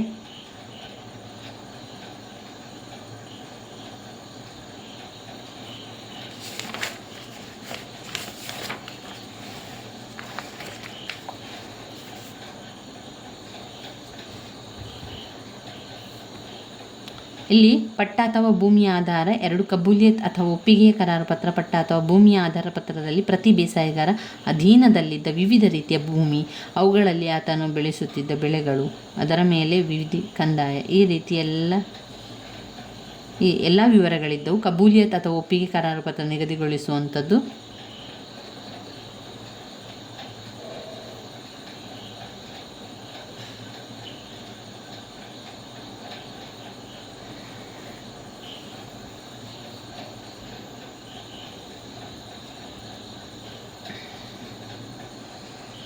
ಆಮೇಲೆ ಇಲ್ಲಿ ಶೇರ್ಷಾ ರೈತ ಮತ್ತು ರಾಜ್ಯದ ಮಧ್ಯೆ ಇದ್ದ ಜಮೀನ್ದಾರರು, ಗುತ್ತಿಗೆದಾರರು ಮೊದಲಾದ ಮಧ್ಯವರ್ತಿಗಳನ್ನು ರದ್ದುಗೊಳಿಸಿದರು. ಬೇಸಾಯಗಾರರನ್ನು ಪ್ರೋತ್ಸಾಹಿಸುವ ದೃಷ್ಟಿಯಿಂದ ತಲೆದೂರಿರುವ ಸರ್ಕಾರದಿಂದ ಅವರಿಗೆ ಬಾವಿಗಳನ್ನು ಕೂಡ ತೆರೆಸಿಕೊಟ್ಟರು. ಬೇಸಾಯಕ್ಕೆ ಬೇಕಾದ ಸಲಕರಣೆಗಳನ್ನು ಕೊಡಲು ತಕಾವಿ ಸಾಲವನ್ನು ಕೊಡಲಾಗುತ್ತಿತ್ತು. ಕಂದಾಯ ಇಲಾಖೆಯಲ್ಲಿ ಭ್ರಷ್ಟಾಚಾರವನ್ನು ದೂರ ಮಾಡಲು ಪದೇ ಪದೇ ಕಂದಾಯಾಧಿಕಾರಿಗಳನ್ನು ಒಂದು ಕಡೆಯಿಂದ ಮತ್ತೊಂದು ಕಡೆಗೆ ವರ್ಗಾಯಿಸಿದ್ದನು. ಇವಿಷ್ಟು ಅದರಲ್ಲಿ ಬರ್ತದೆ. ಸೈನಿಕ ಸುಧಾರಣೆಗಳನ್ನು ಮಾಡ್ತಾನೆ. ಶೇಷಃ ದೆಹಲಿಯ ಸಿಂಹಾಸನವನ್ನು ಆಕ್ರಮಿಸಿ ತನ್ನ ಸೈನಿಕರ ಬಲದಿಂದ ಎನ್ನುವುದು ಸತ್ಯ. ಕೇಂದ್ರದಲ್ಲಿ ದೊಡ್ಡ ಸುಸಜ್ಜಿತ ಸೇನೆಯನ್ನು ಶೇಷ ಹೊಂದಿದ್ದನು. ಶೇಷ ಸೈನ್ಯಕ್ಕೆ ಸೇನಾ ನೇಮಕಾತಿಯನ್ನು ಮಾಡಿ ಸಂದರ್ಭದಲ್ಲಿ ತಾನೇ ಖುದ್ದು ಅದರ ಗುಣಗಳನ್ನು ಪರಿಶೀಲಿಸಿ ನಂತರ ನೇಮಕ ಮಾಡಿಕೊಳ್ತಾ ಇತ್ತು. ಹಾಗೆಯೇ ಪದೇ ಪದೇ ಸೈನಿಕ ತಾಣಗಳನ್ನು ಭೇಟಿ ಮಾಡಲಾಗುತ್ತಿತ್ತು. ಸೈನಿಕರಿಗೆ ಹಣದ ರೂಪದಲ್ಲಿ, ಸೈನ್ಯಾಧಿಕಾರಿಗಳಿಗೆ ಜಹಂಗೀರ್ ರೂಪದಲ್ಲಿ ಆತನ ವೇತನವನ್ನು ನೀಡಲಾಗ್ತಿತ್ತು. ಅಲ್ಲಾವುದ್ದೀನ್ ಖಿಲ್ಜಿಯಂತೆ ಸೈನ್ಯದ ವಿಚಾರಗಳ ಪಟ್ಟಿಯನ್ನು ಶೇಷ ಸೈನ್ಯಕ್ಕೆ ಸೇರಿ ಅಶ್ವತ್ಥ ಶಿಸ್ತು ಕಡಿಮೆಯಾಗದಂತೆ ಮಾಡಲು ಕಠಿಣ ಕ್ರಮ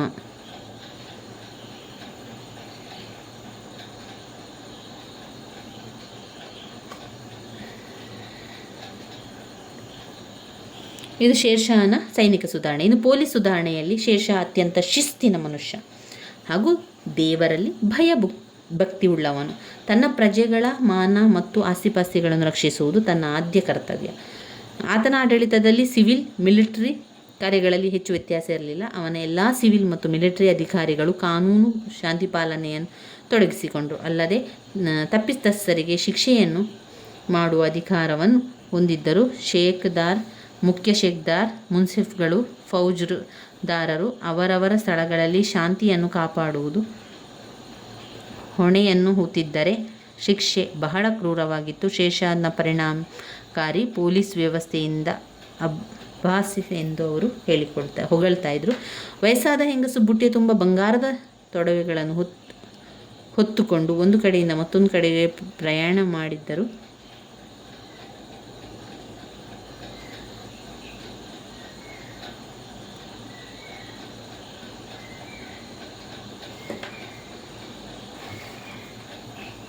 ಇನ್ನು ಬರುವಂಥದ್ದು ನ್ಯಾಯಾಂಗ ಸುಧಾರಣೆ.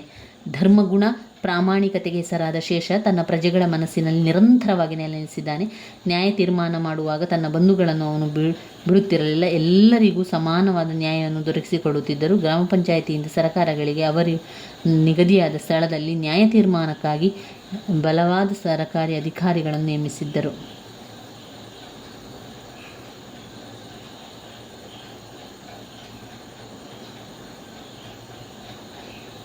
ಆಮೇಲೆ ಜನೋಪಯೋಗಿ ಕಾರ್ಯಕ್ರಮಗಳನ್ನು ಕೂಡ ಮಾಡ್ತಾನೆ. ಸರಾಯಿಗಳನ್ನು ಮಾಡುವುದು, ಗುಪ್ತದಳ ಇಲಾಖೆಗಳನ್ನು ಮಾಡುವಂಥದ್ದು, ನಾಣ್ಯಗಳ ಸುಧಾರಣೆಗಳನ್ನು ಮಾಡುವುದು, ಶೇಷನ ಕಟ್ಟಡಗಳನ್ನು ಮಾಡುವುದು, ಶೇಷನ ಔದಾರ್ಯತೆ, ಮನೆತನದ ಅವನತಿ ಇಲ್ಲಿಗೆ ಕೊನೆಗೊಳ್ಳುವಂಥದ್ದು. ಇವಿಷ್ಟು ಶೇಷನ ಸುಧಾರಣೆಗಳು ಆಯಿತು.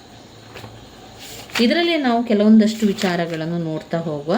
ಇನ್ನು ಅಕ್ಬರನ ಪಾಠದಲ್ಲಿ ನೀವು ನೋಡಿದರೆ ಪುಟ ಸಂಖ್ಯೆ 44ರಲ್ಲಿ ಬೈರಮ್ ಖಾನ್ನ ಬಗ್ಗೆ ಇದೆ ನೋಡಿ. ಪುಟ ಸಂಖ್ಯೆ 44ರಲ್ಲಿ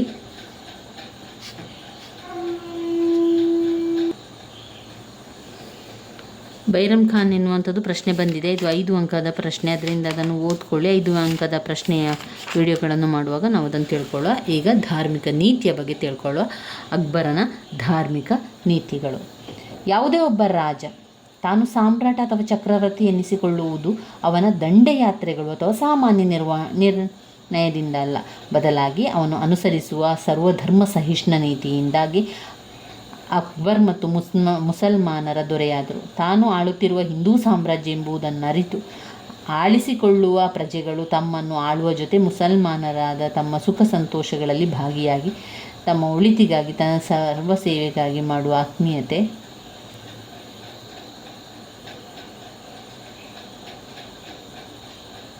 ತಮ್ಮ ಸುಖ ಸಂತೋಷಗಳಲ್ಲಿ ಭಾಗಿಯಾಗಿ ತಮ್ಮ ಒಳಿತಿಗಾಗಿ ತಮ್ಮ ಪ್ರಜೆಗಳು ಆಳುವ ದೊರೆ ಮುಸಲ್ಮಾನರಾದರು ನಮ್ಮ ಸುಖ ಸಂತೋಷಗಳಲ್ಲಿ ಭಾಗಿಯಾಗಿ ತಮ್ಮ ಒಳಿತಿಗಾಗಿಯೇ ತನ್ನ ಸರ್ವತ್ಯಾಗ ಮಾಡುವ ವ್ಯಕ್ತಿಯಾದರೆ ಆತನೇ ನಿಜವಾದ ಚಕ್ರವರ್ತಿ ಎಂದು ಒಪ್ಪಿಕೊಳ್ಳುತ್ತಾರೆ ಎಂಬ ಕಟ್ಟು ಸತ್ಯವನ್ನು ಅಕ್ಬರ್ ಆರೈಸುತ್ತಿದ್ದನು. ಅಕ್ಬರನ ಧಾರ್ಮಿಕ ನೀತಿ ಭಾರತದಲ್ಲಿ ಎಲ್ಲ ಧರ್ಮೀಯರ ಸಾಂಘಿಕ ಜೀವನಕ್ಕೆ ಮೂಲಮಂತ್ರ ಆಯಿತು. ಹಾಗಾಗಿ ಭಾರತದಲ್ಲಿ ಆತನೊಬ್ಬ ಚಕ್ರವರ್ತಿಯಾಗಿ ಸಾಮ್ರಾಟನಾಗಿ ಕಾಣಿಸಿಕೊಳ್ಳುತ್ತಾನೆ.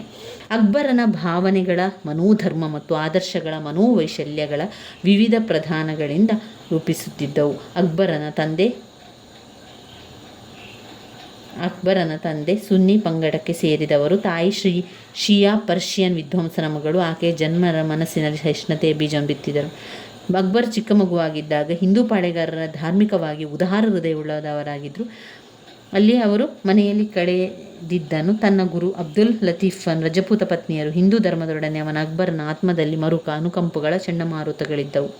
ಅಕ್ಬರ್ ಧಾರ್ಮಿಕ ಸ್ತುತಿಯನ್ನು ಪಡೆದು ಕ್ರಿಸ್ತಶಕ 1563ರಲ್ಲಿ ಕಂದಾಯವನ್ನು ತೆಗೆದುಹಾಕಿದರು. ಸೂಕ್ಷ್ಮ ಬುದ್ಧಿಯವನಾದ ಬಯಸಿ 1575 ಕ್ರಿಸ್ತಶಕ ಫತೇಪುರ್ ಸಿಕ್ರಿಯಲ್ಲಿ ಇಬಾದ್ ಖಾನ್ ಮತ್ತು ಪೂಜಾ ಗೃಹ ಎಂಬ ಕಟ್ಟಡವನ್ನು ಸ್ಥಾಪಿಸಿದರು. ಈ ಕಟ್ಟಡದಲ್ಲಿ ಧಾರ್ಮಿಕ ಚರ್ಚೆಗಳು ಕೂಡ ನಡೆಯುತ್ತಿದ್ದವು. ಮೊದಲು ಇಲ್ಲಿಗೆ ಇಸ್ಲಾಂ ಧರ್ಮದ ಸಭೆ ಕರೆದರು. ಪಂಡಿತರು ಅಕ್ಬರನ ಕೆಲವು ಪ್ರಶ್ನೆಗಳಿಗೆ ಸಮಾಧಾನಕರ ಉತ್ತರ ನೀಡುವುದರಲ್ಲಿ ವಿಫಲರಾದರು. ಆದ್ದರಿಂದ ವಿವಿಧ ಧರ್ಮಗಳ ವಿಶೇಷವಾದ ಪುರುಷೋತ್ತಮ ಹಿಂದೂ ತತ್ವಶಾಸ್ತ್ರಜ್ಞರು, ಕೆಲವು ಜೈನ ಗುರುಗಳ ವಿಜಯಸೂರಿ, ಭಾನುಚಂದ್ರ ಉಪಾಧ್ಯಾಯ, ಪಾರ್ಸಿ ಧರ್ಮಗುರುಗಳು, ಗೋದಾವರಿ ಕ್ರೈಸ್ತ ಧರ್ಮ ಪ್ರಚಾರಕರನ್ನು ಇಬಾದ್ ಖಾನ್ ಆಹ್ವಾನಿಸಿದರು.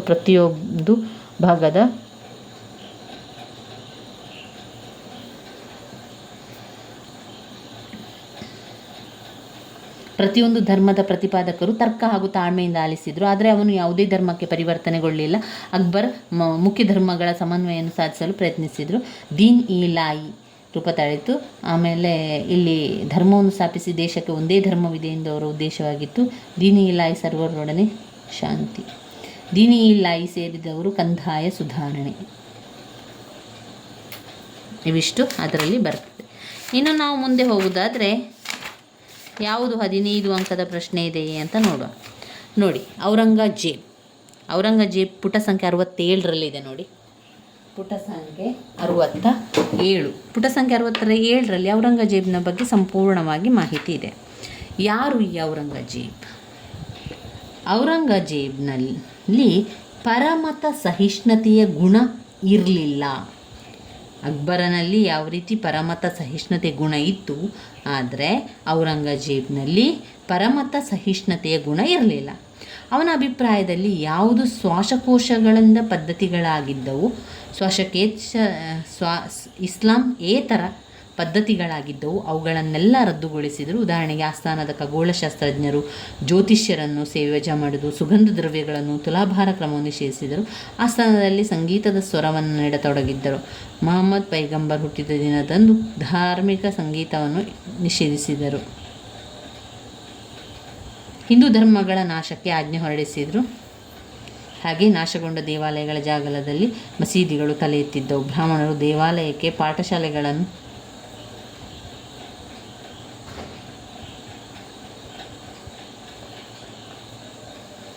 ಇಲ್ಲಿ ಮುಖ್ಯವಾಗಿ ಔರಂಗಜೇಬನು ಪರಮತ ಸಹಿಷ್ಣುತೆಯ ಗುಣ ಇರಲಿಲ್ಲ.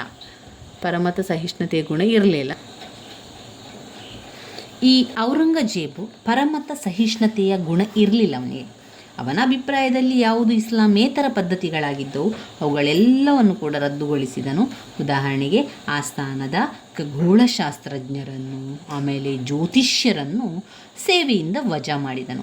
ಸುಗಂಧವನ್ನು ಉರಿಸುವುದು, ತುಲಾಭಾರದ ಕ್ರಮವನ್ನು ನಿಷೇಧ ಮಾಡ್ತಾನೆ. ಆಸ್ಥಾನದಲ್ಲಿ ಸಂಗೀತದ ಸ್ವರವನ್ನಡಗಿಸಿದ್ದನು.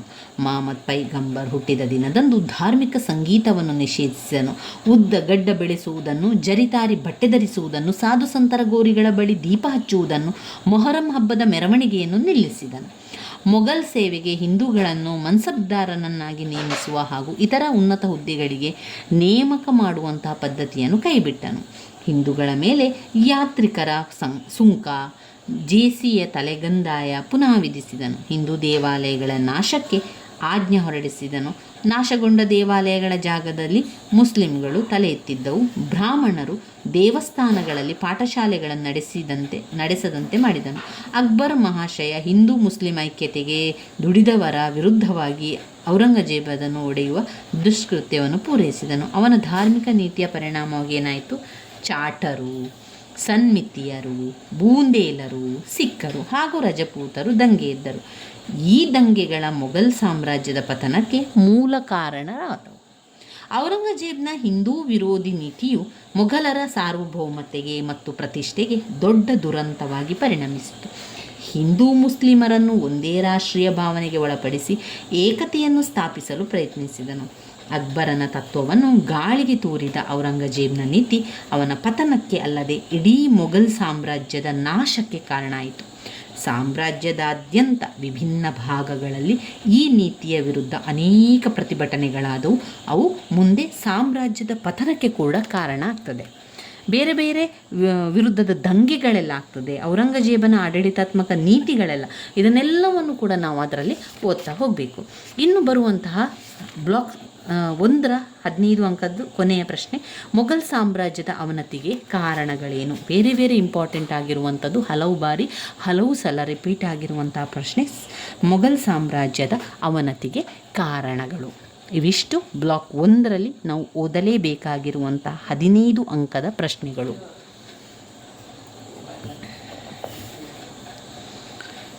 ಬಾಬರನಿಂದ ಸ್ಥಾಪಿತವಾದ ಮೊಘಲ್ ಸಾಮ್ರಾಜ್ಯ ಅಕ್ಬರನ ಕಾಲದಲ್ಲಿ ಪರಾಕಾಷ್ಠೆಯನ್ನು ಮೆರೆದು ಔರಂಗಜೇಬನ ನಿಧನದ ನಂತರ ಕ್ಷೀಣಿಸುತ್ತಾ ಕ್ರಮೇಣವಾಗಿ ಅವನತಿ ಹೊಂದಿತು.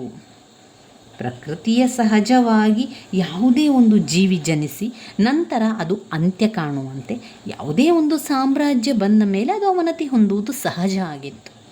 ಮೊಘಲ್ ಸಾಮ್ರಾಜ್ಯ ತ್ವರಿತಗತಿಯಲ್ಲಿ ಇತಿಹಾಸದಿಂದ ಕಣ್ಮರೆಯಾಗಬೇಕಾದರೆ ಕೆಲವು ಪ್ರಮುಖ ಕಾರಣಗಳಿದ್ದವು. ಅವುಗಳು ಈ ರೀತಿಯಾಗಿ ನಾವು ನೋಡ್ತಾ ಹೋಗ್ಬೋದು.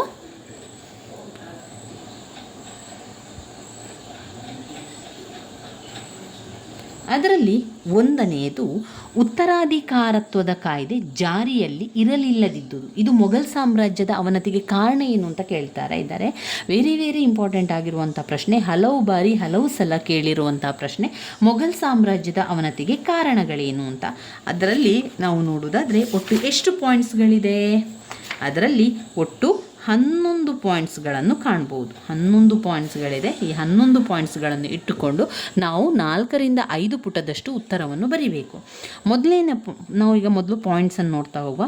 ಉತ್ತರಾಧಿಕಾರತ್ವದ ಕಾಯ್ದೆ ಜಾರಿಯಲ್ಲಿರಲಿಲ್ಲದಿದ್ದುದು. 2 ಧಾರ್ಮಿಕ ನೀತಿ. 3 ಔರಂಗಜೇಬ್ನ ದಕ್ಕನ್ ದಂಡಯಾತ್ರೆ. 4 ಭಾರತದಲ್ಲಿ ಮುಸ್ಲಿಂ ಪ್ರಭುತ್ವದ ಸ್ಥಾಪನೆ. 5 ಮೊಘಲ್ ಅರಸರ ದುಂದುವೆಚ್ಚ ಮತ್ತು ಭೋಗವಿಲಾಸದ ಜೀವನ. 6 ಮೊಘಲ್ ಸಾಮ್ರಾಜ್ಯದ ವೈಶಾಲತೆ.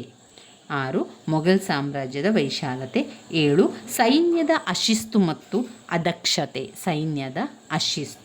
ಮತ್ತು ಅದಕ್ಷತೆ. ಶ್ರೀಮಂತ ಸರದಾರರ ಪ್ರಾಬಲ್ಯ. 9 ರೈತರ ದಂಗೆಗಳು. 10 ಅಸಮರ್ಥ ದೊರೆಗಳ ಆಳ್ವಿಕೆ.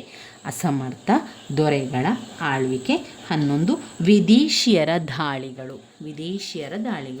ಇವಿಷ್ಟು ಮೊಘಲ್ ಸಾಮ್ರಾಜ್ಯದ ಅವನತಿಗೆ ಕಾರಣಗಳಾದವು. ಅದರ ಬಗ್ಗೆ ಸ್ವಲ್ಪ ತಿಳಿತಾ ಹೋಗುವ ನಾವು.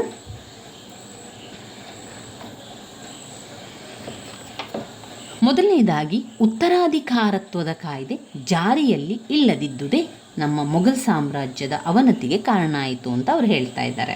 ಮೊಘಲರಲ್ಲಿ ನಿರ್ದಿಷ್ಟವಾದ ಉತ್ತರಾಧಿಕಾರತ್ವದ ಶಾಸನವಿಲ್ಲದಿದ್ದುದರಿಂದ ಒಬ್ಬ ಚಕ್ರವರ್ತಿ ಕಾಲವಾದದಿಂದಲೇ ಸಿಂಹಾಸನಕ್ಕಾಗಿ ವಿವಿಧ ಮೂಲೆಗಳಿಂದ ಪ್ರತಿಸ್ಪರ್ಧಿಗಳನ್ನು ಏಳಿಗೆಗೆ ಅವಕಾಶ ಇದೆ. ಅಲ್ಲದೆ ಅಣ್ಣ ತಮ್ಮಂದಿರ ಹಾಗೂ ತಂದೆ ಮಕ್ಕಳಲ್ಲಿ ಅಧಿಕಾರಕ್ಕಾಗಿ ಕೊಲೆಗಳು ಕೂಡ ನಡೆಯುತ್ತಿದ್ದವು. ಮೊಘಲ್ ಸಾಮ್ರಾಟರ ಕಾಲದಲ್ಲಿ, ಹುಮಾಯೂನ್ನ ಕಾಲದಲ್ಲಿ ಕಾಮ್ರಾನ್, ಹಿಂದಾಲ್, ಆಸ್ಕರಿ. ಅಕ್ಬರನ ಕಾಲದಲ್ಲಿ ಮಿರ್ಜಾ ಮೊಹಮ್ಮದ್, ಸಲೀಂ ಜಹಂಗೀರ್ ಕಾಲದಲ್ಲಿ ಖುಸ್ರುವಿನ ದಂಗೆ. ಶಹಜಾನ್ನ ಕಾಲದಲ್ಲಿ ಔರಂಗಜೇಬ್, ದಾರಾ, ಸೂಜಾ, ಮುರಾದ್. ಔರಂಗಜೇಬ್ನ ಕಾಲದಲ್ಲಿ ಯುವರಾಜ ಮಹಮ್ಮದ್, ಮುಜಾಮ್, ಅಕ್ಬರ್ ಹಾಗೂ ಬಹದ್ದೂರ್ ಕಾಲದಲ್ಲಿ ಅಜಮ್, ಕಾಮ್ಶಾ ಮೊದಲಾದವರು ಸಿಂಹಾಸನಕ್ಕಾಗಿ ಅಂತಕಲಹದಲ್ಲಿ ತೊಡಗಿದರೆ ವಿನಃ ಆಡಳಿತವೆಂಬ ನೌಕೆ ಮುಳುಗುತ್ತಿದ್ದಾಗ ಪ್ರತಿಯೊಬ್ಬರೂ ಅದರ ಅವಶೇಷಗಳನ್ನು ಸಂಗ್ರಹಿಸಲು ಹೋರಾಡಿದರೆ ಹೊರತು ಮುಳುಗುವ ನೌಕೆಯನ್ನು ರಕ್ಷಿಸಲು ಯಾರೊಬ್ಬರೂ ಕೂಡ ಚಿಂತೆಯನ್ನು ಮಾಡಲೇ ಇಲ್ಲ. 2ನೇ ಪಾಯಿಂಟ್ನಲ್ಲಿ ಧಾರ್ಮಿಕ ನೀತಿ. 2 ಧಾರ್ಮಿಕ ನೀತಿ. ಮೊದಲನೆಯದು ಉತ್ತರಾಧಿಕಾರತ್ವದ ಕಾಯ್ದೆ ಜಾರಿಯಲ್ಲಿಲ್ಲದಿದ್ದುದು. ಉತ್ತರಾಧಿಕಾರದ ಕಾಯ್ದೆ ಜಾರಿಯಲ್ಲಿ ಇಲ್ಲದಿದ್ದುದು. 2 ಧಾರ್ಮಿಕ ನೀತಿ. 3 ಔರಂಗಜೇಬ್ನ ದಕ್ಕನ್ ದಂಡಯಾತ್ರೆ. 4 ಭಾರತದಲ್ಲಿ ಮುಸ್ಲಿಂ ಪ್ರಭುತ್ವ ಸ್ಥಾಪನೆ. ಮೊಘಲ್ ಅರಸರ ದುಂದುವೆಚ್ಚ ಮತ್ತು ಭೋಗವಿಲಾಸ ಜೀವನ. 6 ಮೊಘಲ್ ಸಾಮ್ರಾಜ್ಯದ ವೈಶಾಲ್ಯತೆ. 7 ಸೈನ್ಯದ ಅಶಿಸ್ತು ಮತ್ತು ಅದಕ್ಷತೆ.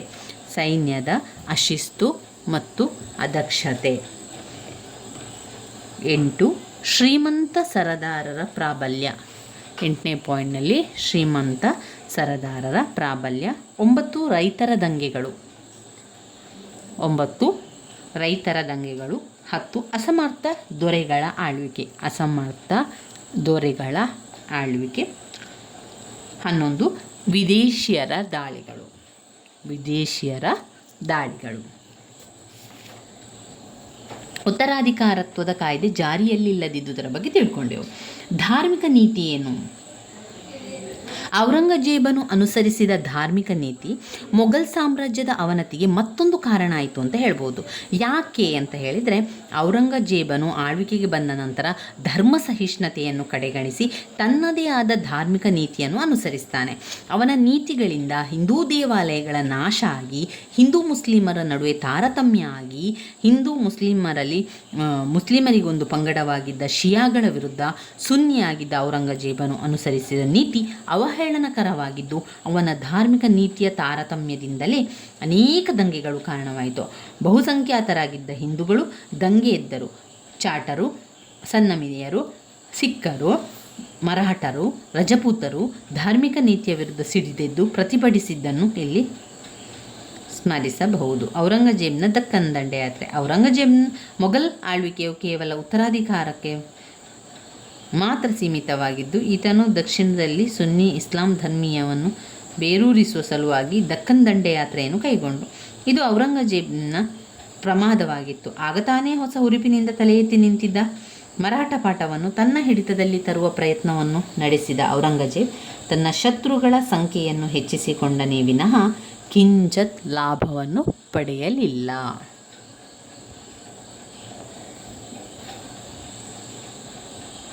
ಒಂದು, ಉತ್ತರಾಧಿಕಾರತ್ವದ ಕಾಯ್ದೆ ಜಾರಿಯಲ್ಲಿಲ್ಲದಿದ್ದುದು. 2 ಧಾರ್ಮಿಕ ನೀತಿ. ಔರಂಗಜೇಬನ ದಕ್ಕನ್ ದಂಡಯಾತ್ರೆ.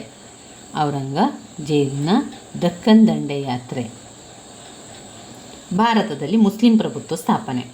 ಔರಂಗಜೇಬನು ಕೈಗೊಂಡ ದಕ್ಷಿಣ ಭಾರತ ದಂಡಯಾತ್ರೆ ಮೊಘಲರ ಅವನತಿಗೆ ನಾನಾ ರೂಪದಲ್ಲಿ ಕಾರಣ ಆಯಿತು. ಔರಂಗಜೇಬ್ ಸತತವಾಗಿ ದಕ್ಕನ್ನಲ್ಲಿ ಯುದ್ಧಗಳಿಂದಾಗಿ ಅಪಾರ ಸೈನಿಕ, ಆರ್ಥಿಕ ನಷ್ಟ ಉಂಟಾಯಿತು.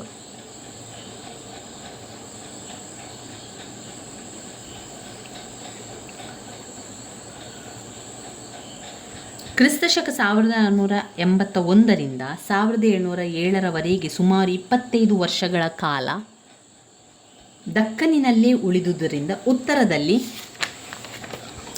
ರಾಜಕೀಯ ಪರಿಸ್ಥಿತಿಗಳು ಹದಗೆಟ್ಟವು. ಔರಂಗಜೇಬ್ನ ದಕ್ಕನ್ನಲ್ಲಿ ದಂಡಯಾತ್ರೆ ಕೈಗೊಂಡಿದ್ದರಿಂದ ಉತ್ತರ ಭಾರತದಲ್ಲಿ ಪ್ರಾಂತ್ಯಾಧಿಕಾರಿಗಳು ಸ್ವತಂತ್ರರಾಗಲು ಹವಣಿಸ್ತಿದ್ರು. ಈ ಪ್ರವೃತ್ತಿ ಔರಂಗಜೇಬ್ನ ನಿಧನದ ನಂತರ ಮುಂದುವರಿಯಿತು. ಒರಿಸ್ಸಾ, ಬಂಗಾಳ, ಬಿಹಾರ್ ಮುಂತಾದ ಪ್ರಾಂತ್ಯಗಳು ಸ್ವತಂತ್ರ ಆದವು.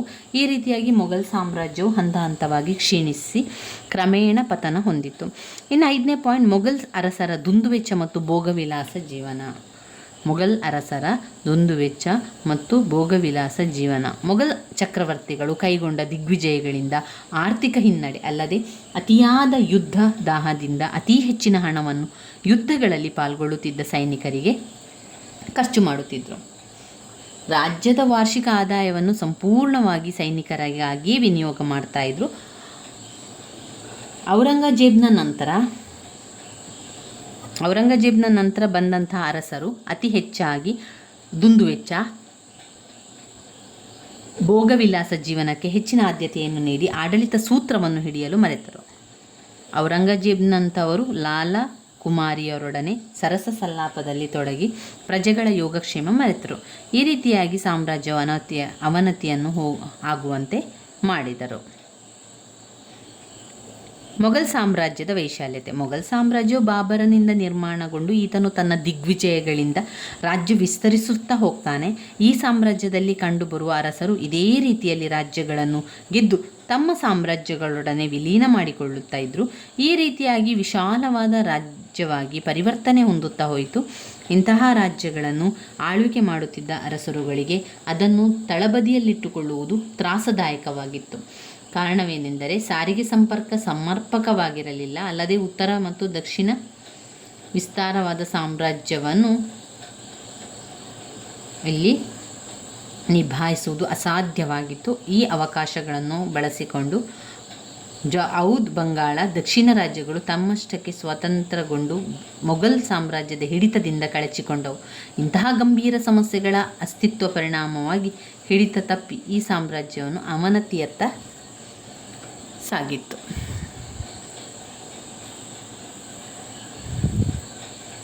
ಇನ್ನು 7ನೇ ಪಾಯಿಂಟ್ನಲ್ಲಿ ಸೈನ್ಯದ ಅಶಿಸ್ತು ಮತ್ತು ಅದಕ್ಷತೆ. ಸೈನ್ಯದ ಅಶಿಸ್ತು ಮತ್ತು ಅದಕ್ಷತೆ. ಯಾವುದೇ ಒಂದು ರಾಜ್ಯ ಶಾಂತಿ ಹಾಗೂ ದಕ್ಷತೆಯಿಂದ ಕೂಡಿದೆ ಎಂದು ಹೇಳಲು ಬಹುಮುಖ್ಯವಾಗಿ ಸೈನಿಕ ವ್ಯವಸ್ಥೆಯನ್ನು ಅವಲಂಬಿಸಿರುತ್ತದೆ. ಅಕ್ಬರನ ರಾಜನೀತಿಯನ್ನು ಉದಾಹರಿಸಿ ಹೇಳುವುದಾದರೆ ಯಾವುದೇ ಒಬ್ಬ ರಾಜ ದಿಗ್ವಿಜಯ ಪ್ರವೃತ್ತಿಯುಳ್ಳವನಾಗಿರಬೇಕು, ಇಲ್ಲದಿದ್ದರೆ ನೆರೆಹೊರೆಯವರು ಅವನ ವಿರುದ್ಧ ಕತ್ತಿಮಸೆಯುತ್ತಾರೆ ಎಂದು ತಾನೇ ಹೇಳಿಕೊಂಡಿದ್ದಾನೆ. ಹೀಗಾಗಿ ರಾಜಕೀಯ ಶಕ್ತಿಗಳಿಂದ ಆಂತರಿಕ ದಂಗೆಕೋರರಿಂದ ಸಾಮ್ರಾಜ್ಯವನ್ನು ರಕ್ಷಿಸಲು ಸಮರ್ಥ ಸೈನ್ಯ ಅಗತ್ಯ. ಆದರೆ ಮೊಘಲ್ ಸಾಮ್ರಾಜ್ಯವನ್ನು ಮೊಘಲರ ರಾಜನೀತಿಯನ್ನು ಉದಾಹರಿಸಿ ಹೇಳುವುದಾದರೆ ಯಾವುದೇ ಒಬ್ಬ ರಾಜ ದಿಗ್ವಿಜಯ ಪ್ರವೃತ್ತಿಯುಳ್ಳನಾಗಿರಬೇಕು, ಇಲ್ಲದಿದ್ದರೆ ನೆರೆಯವರು ಅವರ ವಿರುದ್ಧ ಕತ್ತಿಮಸೆಯುತ್ತಾರೆ ಎಂದು ತಾನೇ ಹೇಳಿಕೊಂಡಿದ್ದಾನೆ. ಹೀಗಾಗಿ ರಾಜಕೀಯ ಶಕ್ತಿಗಳಿಂದ ಆಂತರಿಕ ದಂಗೆಕೋರರಿಂದ ಸಾಮ್ರಾಜ್ಯವನ್ನು ರಕ್ಷಿಸಲು ಸಮರ್ಥ ಸೈನ್ಯ ಅಗತ್ಯ.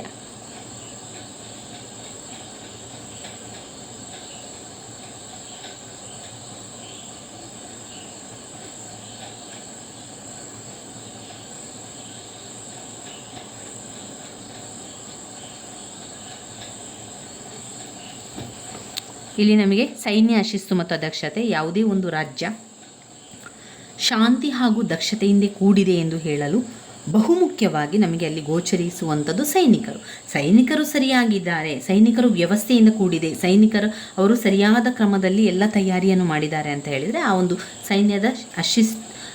ಸೈನ್ಯದ ಶಿಸ್ತಿನಿಂದಲೇ ಒಂದು ಉತ್ತಮವಾದ ಸೈನ್ಯ ವ್ಯವಸ್ಥೆ ಇದೆ ಅಂತ ಗೊತ್ತಾಗುವಂಥದ್ದು. ಅಕ್ಬರನ ರಾಜನೀತಿಯನ್ನು ಉದಾಹರಿಸಿ ಹೇಳುವುದಾದರೆ ಯಾವುದೇ ಒಬ್ಬ ರಾಜ ದಿಗ್ವಿಜಯ ಪ್ರವೃತ್ತಿಯುಳ್ಳವನಾಗಿರಬೇಕು, ಇಲ್ಲದಿದ್ದರೆ ನೆರೆಹೊರೆಯವನು ಅವನ ವಿರುದ್ಧ ಕತ್ತಿಮೆಸೆಯುತ್ತಾರೆ ಎಂದು ತಾನೇ ಹೇಳಿಕೊಂಡಿದ್ದಾನೆ. ಹೀಗಾಗಿ ರಾಜಕೀಯ ಶಕ್ತಿಗಳಿಂದ ಆಂತರಿಕ ದಂಗೆಕೋರರಿಂದ ಸಾಮ್ರಾಜ್ಯವನ್ನು ರಕ್ಷಿಸಲು ಸಮರ್ಥ ಸೈನ್ಯ ಅಗತ್ಯ. ಆದರೆ ಮೊಘಲ್ ಸೈನ್ಯದಲ್ಲಿ ಕ್ರಮೇಣ ಜಾಗೀರುಗಳ ಕೊರತೆ, ಸಾರ್ವಜನಿಕ ಬೆಲೆ ಏರಿಕೆ, ನಿರುದ್ಯೋಗ ಮುಂತಾದವುಗಳಿಂದ ಭ್ರಷ್ಟಾಚಾರ, ಲಂಚ ಪ್ರವೃತ್ತಿ ಹೆಚ್ಚಾಗಿ ಸೈನಿಕರ ದಕ್ಷತೆಯನ್ನು ಕುಂದಿಸಿತು. ಅಕ್ಬರನು ತಂದ ಮನ್ಸಬ್ದಾರ್ ಪದ್ಧತಿ ಸೈನಿಕ ಸಂಘಟನೆಯಿಂದ ಸೈನಿಕರು ಸುಲ್ತಾನನಿಗೆ ಬದಲಾಗಿ ತಮ್ಮ ಹತ್ತಿರದ ನಾಯಕರಿಗೆ ವಿಧೇಯರಾಗಿರುತ್ತಿದ್ದರು. ಮೊದಮೊದಲು ಬಾಬರನ ಕಾಲದಲ್ಲಿ ಬಂದ ಸೈನಿಕರು ಗಡಸು ಸ್ವಭಾವದವರಾಗಿದ್ದರು, ಯುದ್ಧಕ್ಕೆ ಹೇಳಿ ಮಾಡಿಸಿದಂತಿದ್ದರು. ಆದರೆ ನಂತರದಲ್ಲಿ ಭಾರತದಲ್ಲಿ ದೊರೆತ ಅಧಿಕ ಸಂಪತ್ತು, ಶ್ರೀಮಂತಿಕೆ, ವಿರಾಮ ಅವರನ್ನು ವಿಷಯ ಲಂಪಟರನ್ನಾಗಿ ಮಾರ್ಪಡಿಸಿದ್ದವು. ದಂಡನಾಯಕರುಗಳು ಸದಾ ಕುಡಿದ ಮತ್ತಿನಲ್ಲಿರುತ್ತಿದ್ದುದರಿಂದ ಬಲಿಷ್ಠರಾದ ಮರಾಠರು, ರಜಪೂತರು, ಜಾಟರು ಸಿಖ್ಖರೊಡನೆ ಯುದ್ಧ ಮಾಡಲು ಅಶಕ್ತರಾಗಿದ್ದರು. ಜಾದೂನಾಥ ಸರ್ಕಾರದವರು ಹೇಳುವಂತೆ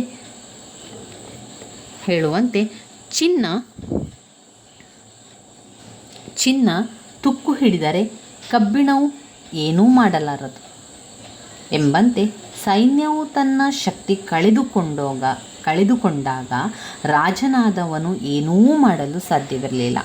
ನಾಯಕರಲ್ಲಿ ಬೆಳೆದ ಭ್ರಷ್ಟಾಚಾರ, ಅಶಿಸ್ತು ಸೈನಿಕರಲ್ಲಿ ಜರಡಿ ಅವರನ್ನು ಅಧ್ಯಕ್ಷರನ್ನಾಗಿ ಮಾಡಿತು. ಅದು ಮೊಘಲ್ ಸಾಮ್ರಾಜ್ಯದ ಪರ್ಯಾವಸಾನಕ್ಕೆ ಕಾರಣ ಆಯಿತು. 8ನೇ ಪಾಯಿಂಟ್, ಶ್ರೀಮಂತ ಸರದಾರರ ಪ್ರಾಬಲ್ಯ. ಮೊಘಲ್ ಸಾಮ್ರಾಜ್ಯದಲ್ಲಿ ಅನೇಕ ಶ್ರೀಮಂತ ಸರದಾರರ ಪಂಗಡಗಳಿವೆ. ಟರ್ಕರು, ಅಫ್ಘನ್ನರು, ಪರ್ಷಿಯನ್ನರು, ಮಂಗೋಲರು, ಮುಸ್ಲಿಮರು, ರಜಪೂತರು, ಭಾರತೀಯರು ಮೊದಲಾದವರು ಮೊದಲು ನಿಷ್ಠೆಯಿಂದ ಇದ್ದು ಸೇವೆ ಸಲ್ಲಿಸಿದ್ದರು. ಅಬ್ದುಲ್ ಕಲಾಂ, ಮಹಮ್ಮದ್ ಸಾದುಲ್ಲಾ, ಮಿರ್ಜಾ ಮೊದಲಾದವರು ಈ ಸಾಮ್ರಾಜ್ಯದ ಏಳಿಗೆಗಾಗಿ ದುಡಿದರು. ಕಾಲಕ್ರಮೇಣ ಹದಗೆಟ್ಟ ವಾತಾವರಣ ಮತ್ತಿತರ ಕಾರಣಗಳೆಂಬ ಸಂಕುಚಿತ ಭಾವನೆಗೆ ಒಳಗಾಗಿ ನಂತರ ಅಂದರಲ್ಲಿ ಇರಾನಿ, ತುರಾನಿ, ಹಿಂದೂಸ್ತಾನಿ ಮೊದಲಾದ ಗುಂಪುಗಳ ಅಸ್ತಿತ್ವಕ್ಕೆ ಬಂದು ಸಾಮ್ರಾಜ್ಯದ ಪ್ರಗತಿಯನ್ನು ಮರೆತು ಸ್ವಕಾರ್ಯಕ್ಕೆ ಇನ್ನೂ ಅನೇಕ ಕಾರಣಗಳು ಮೊಘಲ್ ಸಾಮ್ರಾಜ್ಯದ ಪತನಗೊಳ್ಳಲು ಕಾರಣಗಳಾದವು. ನಂತರ ಈ ಸಾಮ್ರಾಜ್ಯದ ಅವನತಿ ಕೂಡ ಕಾರಣರಾಗುವಂಥದ್ದು. ಪಾಯಿಂಟ್ ನಂಬರ್ 9, ರೈತರ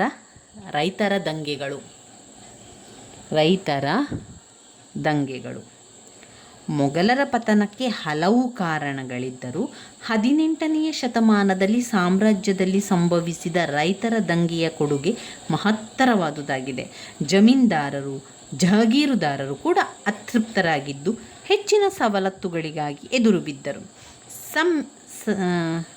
ಸತ್ನಮಿಗಳು, ಸಿಖ್ಖರು, ಜಾಟರು ಮೊದಲಾದವರು ನಡೆಸಿದ ದಂಗೆಗಳನ್ನು ಇಲ್ಲಿ ಸ್ಮರಿಸಬಹುದು. ದಖ್ಖನ್ನಿನಲ್ಲಿ ಮರಾಠರು ನಡೆಸಿದ ಹೋರಾಟ ಅಸಾಧಾರಣವಾಗಿತ್ತು. ಇನ್ನು 10ನೇ ಪಾಯಿಂಟ್, ಅಸಮರ್ಥ ದೊರೆಗಳ ಆಳ್ವಿಕೆ. ಯಾವುದೇ ಸಾಮ್ರಾಜ್ಯ ಮೇಲ್ಪಟ್ಟಕ್ಕೆ ಹೋದ ಮೇಲೆ ಕೆಳಗಿಳಿಯಲೇಬೇಕು ಅಥವಾ ಹುಟ್ಟಿದವನು ಸಾಯಲೇಬೇಕು ಎಂಬ ಸ್ವಾಭಾವಿಕ ಒಂದು ನಿಯಮ ಇದೆಯಲ್ಲ, ಅದರಂತೆ ಒಂದಲ್ಲ ಒಂದು ರೀತಿ ಅವನತಿಯನ್ನು ಕಾಣಲೇಬೇಕು. ಔರಂಗಜೇಬನ ನಂತರ ಬಂದ ಅರಸರು ಮತ್ತು ಅವನ ಮಕ್ಕಳಾದ ಮೌಜಮ್ ಮಹಮ್ಮದ್, ಅಜಮ್ ಮಹಮ್ಮದ್ ಖಾನ್, ಬಶ್ ಅಸಮರ್ಥರು, ವಿಷಯ ಲಂಪಟರು, ಅವಿವೇಕಿಗಳು, ಮದ್ಯಾಸಕ್ತರು ಕೂಡ ಆಗಿದ್ದರು. ಆಡಳಿತ ಪ್ರಜೆಗಳ ಕ್ಷೇಮ ನಿರ್ಲಕ್ಷಣೆ ಮಾಡಿದರು.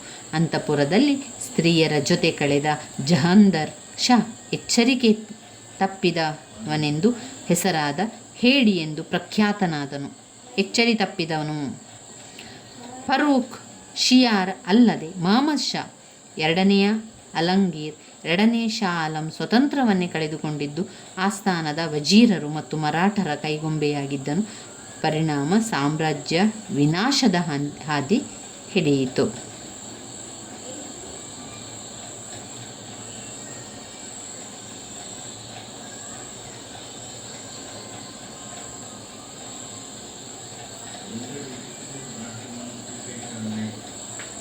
ಇಲ್ಲಿ ರೈತರ ದಂಗೆಗಳೇನೆಲ್ಲ ಆಯಿತು ನೋಡುವ. ಮೊಘಲರ ಪತನಕ್ಕೆ ಹಲವು ಕಾರಣಗಳಿದ್ದವು.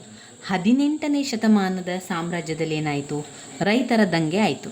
ರೈತರ ದಂಗೆಯ ಕೊಡುಗೆ ತುಂಬ ಮಹತ್ತರ ಆಯಿತು. ಜಮೀನ್ದಾರರಿರ್ಬೋದು, ಜಾಗೀರುದಾರರು ಕೂಡ ಅತೃಪ್ತರಾಗಿದ್ದು ಹೆಚ್ಚಿನ ಸವಲತ್ತುಗಳಿಗಾಗಿ ಎದುರು ಕೂಡ ಬೀಳುತ್ತಾರೆ. ಇಲ್ಲಿ ಸನ್ಮತಿಗಳು, ಸಿಖ್ಖರು, ಜಾಟರು ಮೊದಲಾದವರು ನಡೆಸಿದ ದಂಗೆಗಳನ್ನು ಅಲ್ಲಿ ಸಮವರಿಸಬಹುದು. ದಖ್ಖನ್ನಲ್ಲಿ ಮರಾಠರು ನಡೆಸಿದ ಹೋರಾಟ ಸಾಧಾರಣ ಆಗಿತ್ತು. ಇನ್ನು 10ನೇ ಪಾಯಿಂಟ್, ಅಸಮರ್ಥ ದೊರೆಗಳ ಆಳ್ವಿಕೆ.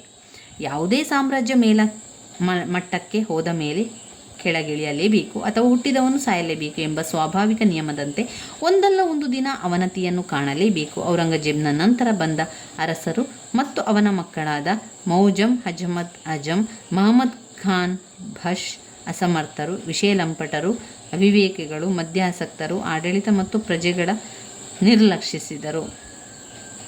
ಅಂತಃಪುರದಲ್ಲಿ ಸ್ತ್ರೀಯರ ಜೊತೆ ಕಳೆದ ಜಹಂದರ್ ಶಾ ಎಚ್ಚರಿಕೆ ತಪ್ಪಿದವನೆಂದು ಹೆಸರಾದ ಹೇಡಿ ಎಂಬ ಪ್ರಖ್ಯಾತನಾದನು.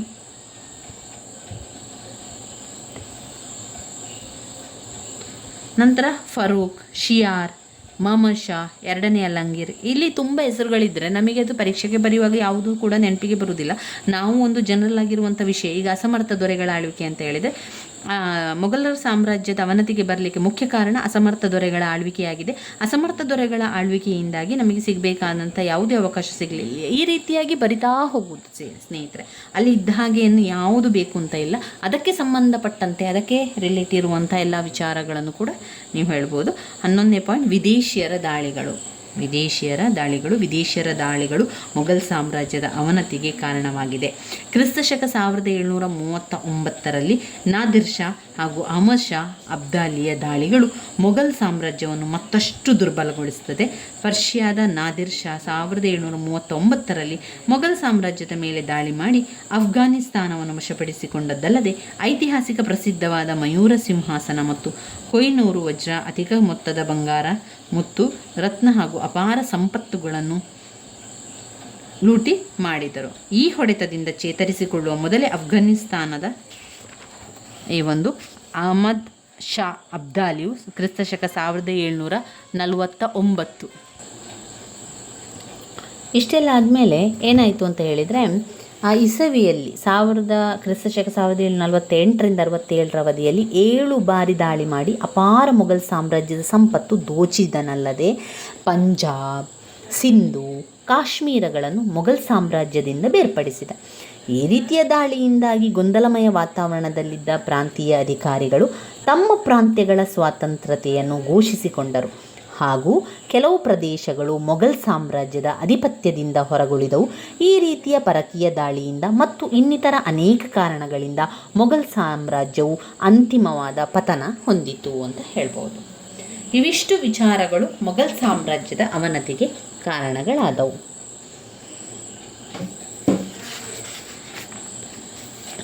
ಮೊಘಲ್ ಸಾಮ್ರಾಜ್ಯದ ಅವನತಿಯ ಕಾರಣಗಳ ಪಾಯಿಂಟ್ಸ್ಗಳನ್ನು ಮತ್ತೊಮ್ಮೆ ಹೇಳ್ತಾ ಹೋಗುವ.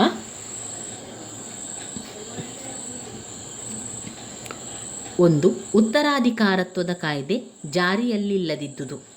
2. ಧಾರ್ಮಿಕ ನೀತಿ. 3. ಔರಂಗಜೇಬ್ನ ದಕ್ಕನ್ ದಂಡಯಾತ್ರೆ. 4. ಭಾರತದಲ್ಲಿ ಮುಸ್ಲಿಂ ಪ್ರಭುತ್ವ ಸ್ಥಾಪನೆ.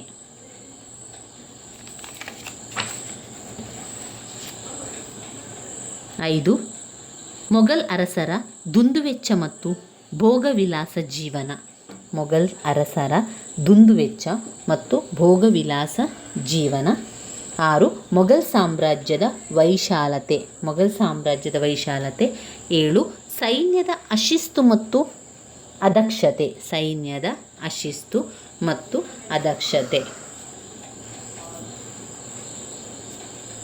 ಶ್ರೀಮಂತ ಸರದಾರರ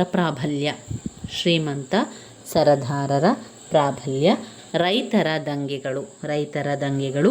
ಅಸಮರ್ಥ ದೊರೆಗಳ ಆಳ್ವಿಕೆ. ವಿದೇಶಿಯರ ದಾಳಿಗಳು. ಈ ಒಂದು ಅಧ್ಯಯನದಿಂದ ಬಾಬರನಿಂದ ಪ್ರಾರಂಭವಾದ ಮೊಘಲ್ ಸಾಮ್ರಾಜ್ಯ ಔರಂಗಜೇಬ್ನ ಕಾಲದ ನಂತರ ಅವನತಿ ಹೊಂದಲು ವಿವಿಧ ಕಾರಣಗಳು, ಪತನಕ್ಕೆ ಕಾರಣವಾದ ಅಂಶಗಳನ್ನು ಸಂಕ್ಷಿಪ್ತವಾಗಿ ಮೌಲ್ಯಮಾಪನ ಮಾಡಲಾಗಿದೆ.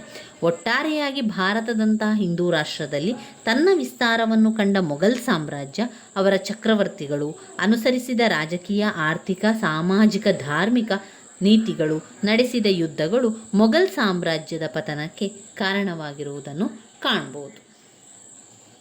ಇನ್ನು ಬರುವಂಥದ್ದು ನಮಗೆ ಘಟಕ 7ರಿಂದ, ಇದು ಬ್ಲಾಕ್ 2.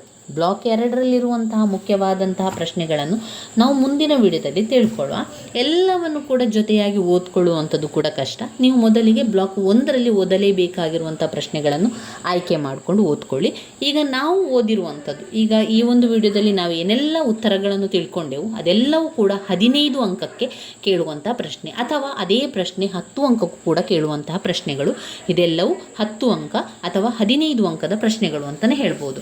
ಇನ್ನು ಇದರಲ್ಲಿ 5 ಅಂಕದ ಪ್ರಶ್ನೆಗಳನ್ನು ನೋಡಿದರೆ, ಇದು ಬ್ಲಾಕ್ 1ರಲ್ಲಿ ಬರುವಂತಹ 15 ಅಂಕದ ಪ್ರಶ್ನೆಗಳು ಮಾತ್ರ ನಾವು ನೋಡಿರುವಂಥದ್ದು.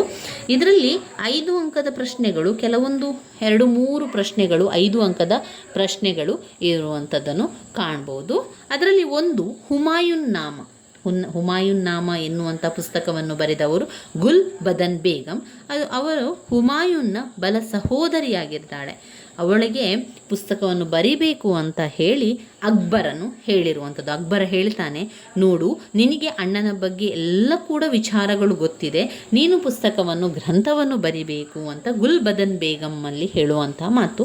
ಗುಲ್ ಬದನ್ ಬೇಗಂ ಹೇಳಿದಂತೆ, ಅಕ್ಬರ ರಾಜ ಹೇಳಿದಂತೆ ಹುಮಾಯೂನ್ನ ಬಗ್ಗೆ ಎಲ್ಲ ಕೂಡ ಬರೆದು ಪುಸ್ತಕವನ್ನು ಮಾಡ್ತಾಳೆ.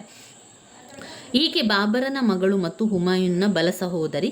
ಗುಲ್ಬದನ್ ಬೇಗಂ ಉತ್ತಮ ವಿದ್ಯಾವಂತಳು, ಸಂಸ್ಕೃತಿವಂತಳು ಆಗಿದ್ದಳು. ಅಕ್ಬರ್ ಅವಳ ನೆನಪುಗಳನ್ನು ಹಾಗೂ ಅವಳು ಕಂಡಿದ್ದನ್ನು ದಾಖಲಿಸುವಂತೆ ಹೇಳಿಕೊಂಡನು. ಅದರಂತೆ ಗುಲ್ಬದನ್ ಬೇಗಂ ಹುಮಾಯೂನ್ನ ಜೀವನವನ್ನು ಕುರಿತು ಕೃತಿಯನ್ನು ರಚಿಸಿದಳು. ಈಕೆಯು ಹುಮಾಯೂನ್ನ ಜೀವನದಲ್ಲಿ ನಡೆದ ವೈಪರೀತ್ಯಗಳಿರ್ಬೋದು, ಶೇಷಃ ಮತ್ತು ಹುಮಾಯೂನ್ನಿಗೆ ನಡೆದ ಯುದ್ಧಗಳ ಬಗ್ಗೆ ಇರ್ಬೋದು, ಹುಮಾಯೂನ್ನ ಸಮಸ್ಯೆಗಳು, ಆತನ ಸಹೋದರರೊಂದಿಗಿನ ಸಂಬಂಧ, ಅವನ ಸಹೋದರರು ಹುಮಾಯೂನ್ನಿಗೆ ಮಾಡಿದ ಮೋಸ, ಇವುಗಳೆಲ್ಲ ಕೂಡ ಅದ್ಭುತವಾಗಿ ಅವಳು ಚಿತ್ರಿಸಿದ್ದಾಳೆ. ಹುಮಾಯೂನ್ ನಾಮ ಎನ್ನುವಂಥದ್ದು ಗುಲ್ಬದನ್ ಬೇಗಂ ಬರೆದಿರುವಂತಹ ಒಂದು ಗ್ರಂಥ, ಪುಸ್ತಕ ಅಂತ ಹೇಳ್ಬೋದು. ಇದರಲ್ಲಿ ಇದು 5 ಅಂಕದ ಪ್ರಶ್ನೆಯಾಗಿ ಬಂದಿರುವಂಥದ್ದು. ಇನ್ನು ಇದರಲ್ಲಿ 5 ಅಂಕದ ಪ್ರಶ್ನೆ ಯಾವುದಿದೆ ಅಂತ ನೋಡ್ಕೊಳ್ಬೇಕು. 5 ಅಂಕದ ಪ್ರಶ್ನೆಯನ್ನು ನೋಡಿಕೊಂಡು ನಾವು ಅದನ್ನು ಓದ್ಕೊಳ್ಬೇಕಾಗಿರುವಂಥದ್ದು ಯಾವುದಿದೆ ಅಂತ. 10 ಅಂಕದ ಪ್ರಶ್ನೆ, 15 ಅಂಕದ ಪ್ರಶ್ನೆ ಎರಡು ಸಾಧಾರಣ ಒಂದೇ ರೀತಿಯಲ್ಲಿ ಇರ್ತದೆ. ನೋಡಿ, ಮೊದಲನೆಯ ಪಾಣಿಪತ್ ಯುದ್ಧ 5 ಅಂಕಕ್ಕೆ ಕೇಳಿರುವಂಥ ಪ್ರಶ್ನೆ. ಕ್ರಿಸ್ತ ಶಕ 1526ರಲ್ಲಿ ಆಗಿರುವಂಥ ಯುದ್ಧ ಮೊದಲನೆಯ ಪಾಣಿಪತ್ ಯುದ್ಧ, 5 ಅಂಕದ ಪ್ರಶ್ನೆ. ಮೊದಲ ಪಾಣಿಪತ್ ಯುದ್ಧದ ಕಾರಣ ಮತ್ತು ಪರಿಣಾಮಗಳು ಇಲ್ಲೇ ಇದೆ ನೋಡಿ, ಕಾರಣ ಮತ್ತು ಪರಿಣಾಮಗಳು. ಬಾಬರನು ಸಕಲ ಸಿದ್ಧತೆಯೊಂದಿಗೆ 1525ರಲ್ಲಿ 5ನೆಯ ಬಾರಿಗೆ ಭಾರತದತ್ತ ದಂಡಯಾತ್ರೆಯನ್ನು ಕೈಗೊಂಡನು. ಬಾಬರನು ತನ್ನ ಕೈ ಕೆಳಗೆ 12,000 ಸೈನಿಕರುಗಳಿಂದ ಕೂಡಿದ್ದ ಒಂದು ಸುಸಜ್ಜಿತ ಸೇನೆಯನ್ನು ಹೊಂದಿದ್ದನು. ಇದರೊಂದಿಗೆ ಹುಮಾಯೂನ್ನ ಸೈನ್ಯವು ಬದಕ್ಷಾನಿಂದ ಬಂದ ಬಾಬರನ ಸೈನ್ಯವನ್ನು ಸೇರಿ ಬಾಬರನ ಸೇನೆಯನ್ನು ಕಂಡ ದೌಲತ್ ಖಾನ್ ಲೂದಿ ಪಲಾಯನ ಮಾಡಿದರು. ಬಾಬರನ ಸೇವೆ ಅವನನ್ನು ಅಟ್ಟಿಸಿಕೊಂಡು ಹೋಗಿ ಅವನನ್ನು ಸೆರೆ ಹಿಡಿದು ಬಾಬರನ ಮುಂದೆ ತಂದು ಒಪ್ಪಿಸಿದರು. ಬಾಬರ್ ದೌಲತ್ ಖಾನ್ ಲೂದಿಯನ್ನು ಸೆರೆಯಲ್ಲಿಟ್ಟನು. ಪಂಜಾಬ್ನ ಇತರ ಭಾಗಗಳನ್ನು ತನ್ನ ಅಧಿಕಾರಕ್ಕೆ ತೆಗೆದುಕೊಳ್ಳಲು ಬಾಬರನು ಶ್ರಮವಹಿಸಿದನು. ದೌಲತ್ ಖಾನ್ ಲೂದಿಯ ಅಧಿಕಾರಿಗಳು ಮತ್ತು ಸೈನಿಕರು ಬಾಬರನ ಪಕ್ಷವನ್ನು ಸೇರಿದರು. ದೆಹಲಿ ಸಿಂಹಾಸನವನ್ನು ವಶಪಡಿಸಿಕೊಳ್ಳಲು ಹೊಂಚು ಹಾಕುತ್ತಿದ್ದ ಆಲಂ ಖಾನ್ ಲೂದಿಯು ಪಾಣಿಪತ್ ಯುದ್ಧ ಪ್ರಾರಂಭವಾಗುವವರೆಗೆ ಬಾಬರ್ನೊಂದಿಗಿದ್ದರು. ನಂತರ ಅವರಿಂದ ದೂರವಾಗಿ ಗುಜರಾತಿನ ದೊರೆಯಲ್ಲಿ ಆಶ್ರಯ ಪಡೆದರು. ಇದರಿಂದಾಗಿ ಸ್ವಾರ್ಥ ಸಾಧಕರಾಗಿದ್ದ ಅಫ್ಘಾನ್ ನೋಬಲರಿಂದ ದೂರವಾಗಿ ಬಾಬರನ ಸರ್ಹಿಂದ್ ಮಾರ್ಗವಾಗಿ ದೆಹಲಿಯ ಕಡೆ ನಡೆದನು. ಇಬ್ರಾಹಿಂ ಲೂದಿಯ ವಿರೋಧಿಗಳು ಬಾಬರನಿಗೆ ತಮ್ಮ ಬೆಂಬಲವಿದೆ ಎಂದು ರಹಸ್ಯವಾಗಿ ವಿಷಯವನ್ನು ರವಾನಿಸಿದರು. ರಾಣಾ ಸಂಗ್ರಾಮ ಸಿಂಹನು ಕೂಡ ದೆಹಲಿಯ ಮೇಲೆ ಜಂಟಿಯಾಗಿ ಆಕ್ರಮಣ ಮಾಡಲು ಬಾಬರನನ್ನು ಆಹ್ವಾನಿಸಿದನು. ಇತ್ತ ಇಬ್ರಾಹಿಂ ಲೂದಿಯು ಬಾಬರನನ್ನು ಎದುರಿಸಲು ಸಜ್ಜಾದನು. ಆತನು ಬಾಬರನ ಗಮನವನ್ನು ಬೇರೆಡೆಗೆ ಸೆಳೆಯಲು ಹಾಗೂ ತನಗೆ ಅವನನ್ನು ಎದುರಿಸಲು ಸ್ವಲ್ಪ ಕಾಲಾವಕಾಶವನ್ನು ಪಡೆದುಕೊಳ್ಳಲು ಹಿಸ್ಸರ್ ಫಿರೋಜ್ನ ಶೇಖ್ದಾರನಾಗಿದ್ದ ಹಮೀದ್ ಖಾನ್ನನ್ನು ಬಾಬರನ ಸೈನ್ಯವನ್ನು ನಡೆಯಲು ಕಳುಹಿಸಿದನು. ಹುಮಾಯೂನನು ಹಮೀದ್ ಖಾನ್ನ ಎದುರಿಸಿ ಅವನನ್ನು ಸೋಲಿಸಿದನು. ಬಾಬರನು ಅವನ ಗೆಲುವನ್ನು ಹುರಿದುಂಬಿಸಲು ಹಿಸಾರ್ ಫಿರೋಜ್ ಜಿಲ್ಲೆಯನ್ನು ಹುಮಾಯೂನನಿಗೆ ನೀಡಿದನು. ಇನ್ನು ಪಾಣಿಪತ್ ಯುದ್ಧದ ಪರಿಣಾಮ ಅಂತ ಬಂದಾಗ, ಮೊದಲನೆಯ ಪಾಣಿಪತ್ ಯುದ್ಧ ಮಧ್ಯಕಾಲೀನ ಭಾರತದ ಇತಿಹಾಸದಲ್ಲಿ ಹೆಚ್ಚಿನ ಪ್ರಾಮುಖ್ಯತೆಯನ್ನು ಪಡೆದುಕೊಂಡಿದೆ. ಟರ್ಕೋ ಅಫ್ಘಾನ್ ದೊರೆಗಳ ಆಳ್ವಿಕೆಗೆ ಒಂದು ದೊಡ್ಡ ಪೆಟ್ಟನ್ನು ನೀಡಿದ್ದಲ್ಲದೆ ಲೂದಿ ವಂಶದ ಅಂತ್ಯವನ್ನು ಸಾರಿತು. ಅಲ್ಲದೆ ಮೊಘಲ್ ಸಾಮ್ರಾಜ್ಯದ ಸ್ಥಾಪನೆಗೆ ಕಾರಣವಾಯಿತು. ಈ ಮನೆತನದಲ್ಲಿ ಆಳ್ವಿಕೆ ನಡೆಸಿದ ಚಕ್ರವರ್ತಿಗಳು ಉದಾರ ಗುಣಗಳಾದ ಸಹಕಾರ, ಸಹಬಾಳ್ವೆಗಳನ್ನು ಪರಿಚಯಿಸುವುದರ ಮೂಲಕ ಭಾರತೀಯ ಸಮಾಜದ ಮೇಲೆ ಒಂದು ಹೊಸ ಸಾಂಸ್ಕೃತಿಕ ಛಾಪನ್ನು ಮೂಡಿಸುವುದರಲ್ಲಿ ಯಶಸ್ವಿಯಾದರು. ಈ ರೀತಿಯಾಗಿ ಬರುವಂಥದ್ದು ನೋಡ್ಬೋದು. ನಾವು ಇದೇ ರೀತಿಯಾಗಿ ಬ್ಲಾಕ್ 1ರಲ್ಲಿ ನೋಡ್ಕೊಳ್ತಾ ಹೋದರೆ ಆಯಿತು. ಆಮೇಲೆ ನೀವು ಓದಬೇಕಾದ್ರೆ ಬ್ಲಾಕ್ 1ರಲ್ಲಿರುವಂಥ ವಿಚಾರಗಳು ಕಲಿತ ನಂತರ ಬ್ಲಾಕ್ 2ರಲ್ಲಿರುವಂಥ ವಿಚಾರಗಳನ್ನು ತಿಳ್ಕೊಳ್ಳಿ. ಎಲ್ಲವನ್ನೂ ಜೊತೆಯಾಗಿ ಓದ್ಕೊಳ್ಳಿಕ್ಕೆ ಸಾಧ್ಯ ಆಗೋದಿಲ್ಲ. ಸಾಧಾರಣ ನಾವು 15 ಅಂಕಕ್ಕೆ ಒಂದು 5 ಅಥವಾ 3 ಪ್ರಶ್ನೆಗಳನ್ನು ಓದ್ಕೊಂಡ್ರೆ ನಂತರ 10 ಅಂಕದ ಪ್ರಶ್ನೆ ಯಾವುದಾದ್ರೂ 2 ಅನ್ನು ಓದ್ಕೊಳ್ಳಿ. 5 ಅಂಕದ ಪ್ರಶ್ನೆ 1-2 ಅನ್ನು ಓದ್ಕೊಂಡ್ರೆ ನಮಗೆ ಅದರಲ್ಲಿ ಯಾವುದು ಬರ್ತದೆ ಅಂತ ಗೊತ್ತಿಲ್ಲ. ಆದರೆ ಇವುಗಳೆಲ್ಲವೂ ಕೂಡ ರಿಪೀಟಾಗಿ ಬಂದಿರುವಂಥ ಪ್ರಶ್ನೆಗಳಾದ್ದರಿಂದ ಇವುಗಳನ್ನು ಓದ್ಕೊಂಡ್ರೆ ನಮಗೆ ತುಂಬಾ ಅನುಕೂಲ ಆಗ್ತದೆ ಸ್ನೇಹಿತರೆ. ಇನ್ನು ಮುಂದಿನ ವಿಡಿಯೋದಲ್ಲಿ ನಾವು ಬ್ಲಾಕ್ 2ರಲ್ಲಿ ಬಂದಿರುವಂಥ 15 ಅಂಕದ ಪ್ರಶ್ನೆಗಳನ್ನೆಲ್ಲವನ್ನು ಕೂಡ ನೋಡ್ಕೊಳ್ತಾ ಹೋಗುವ. ನನ್ನ ವಿಡಿಯೋಸ್ ಎಲ್ಲ ನಿಮಗೆ ಇಷ್ಟ ಆಗಿದ್ದರೆ ಲೈಕ್ ಕೊಡಿ, ಶೇರ್ ಮಾಡಿ, ಸಬ್ಸ್ಕ್ರೈಬ್ ಮಾಡಲಿಕ್ಕೆ ಮರಿಬೇಡಿ ಸ್ನೇಹಿತರೆ. ಧನ್ಯವಾದಗಳು.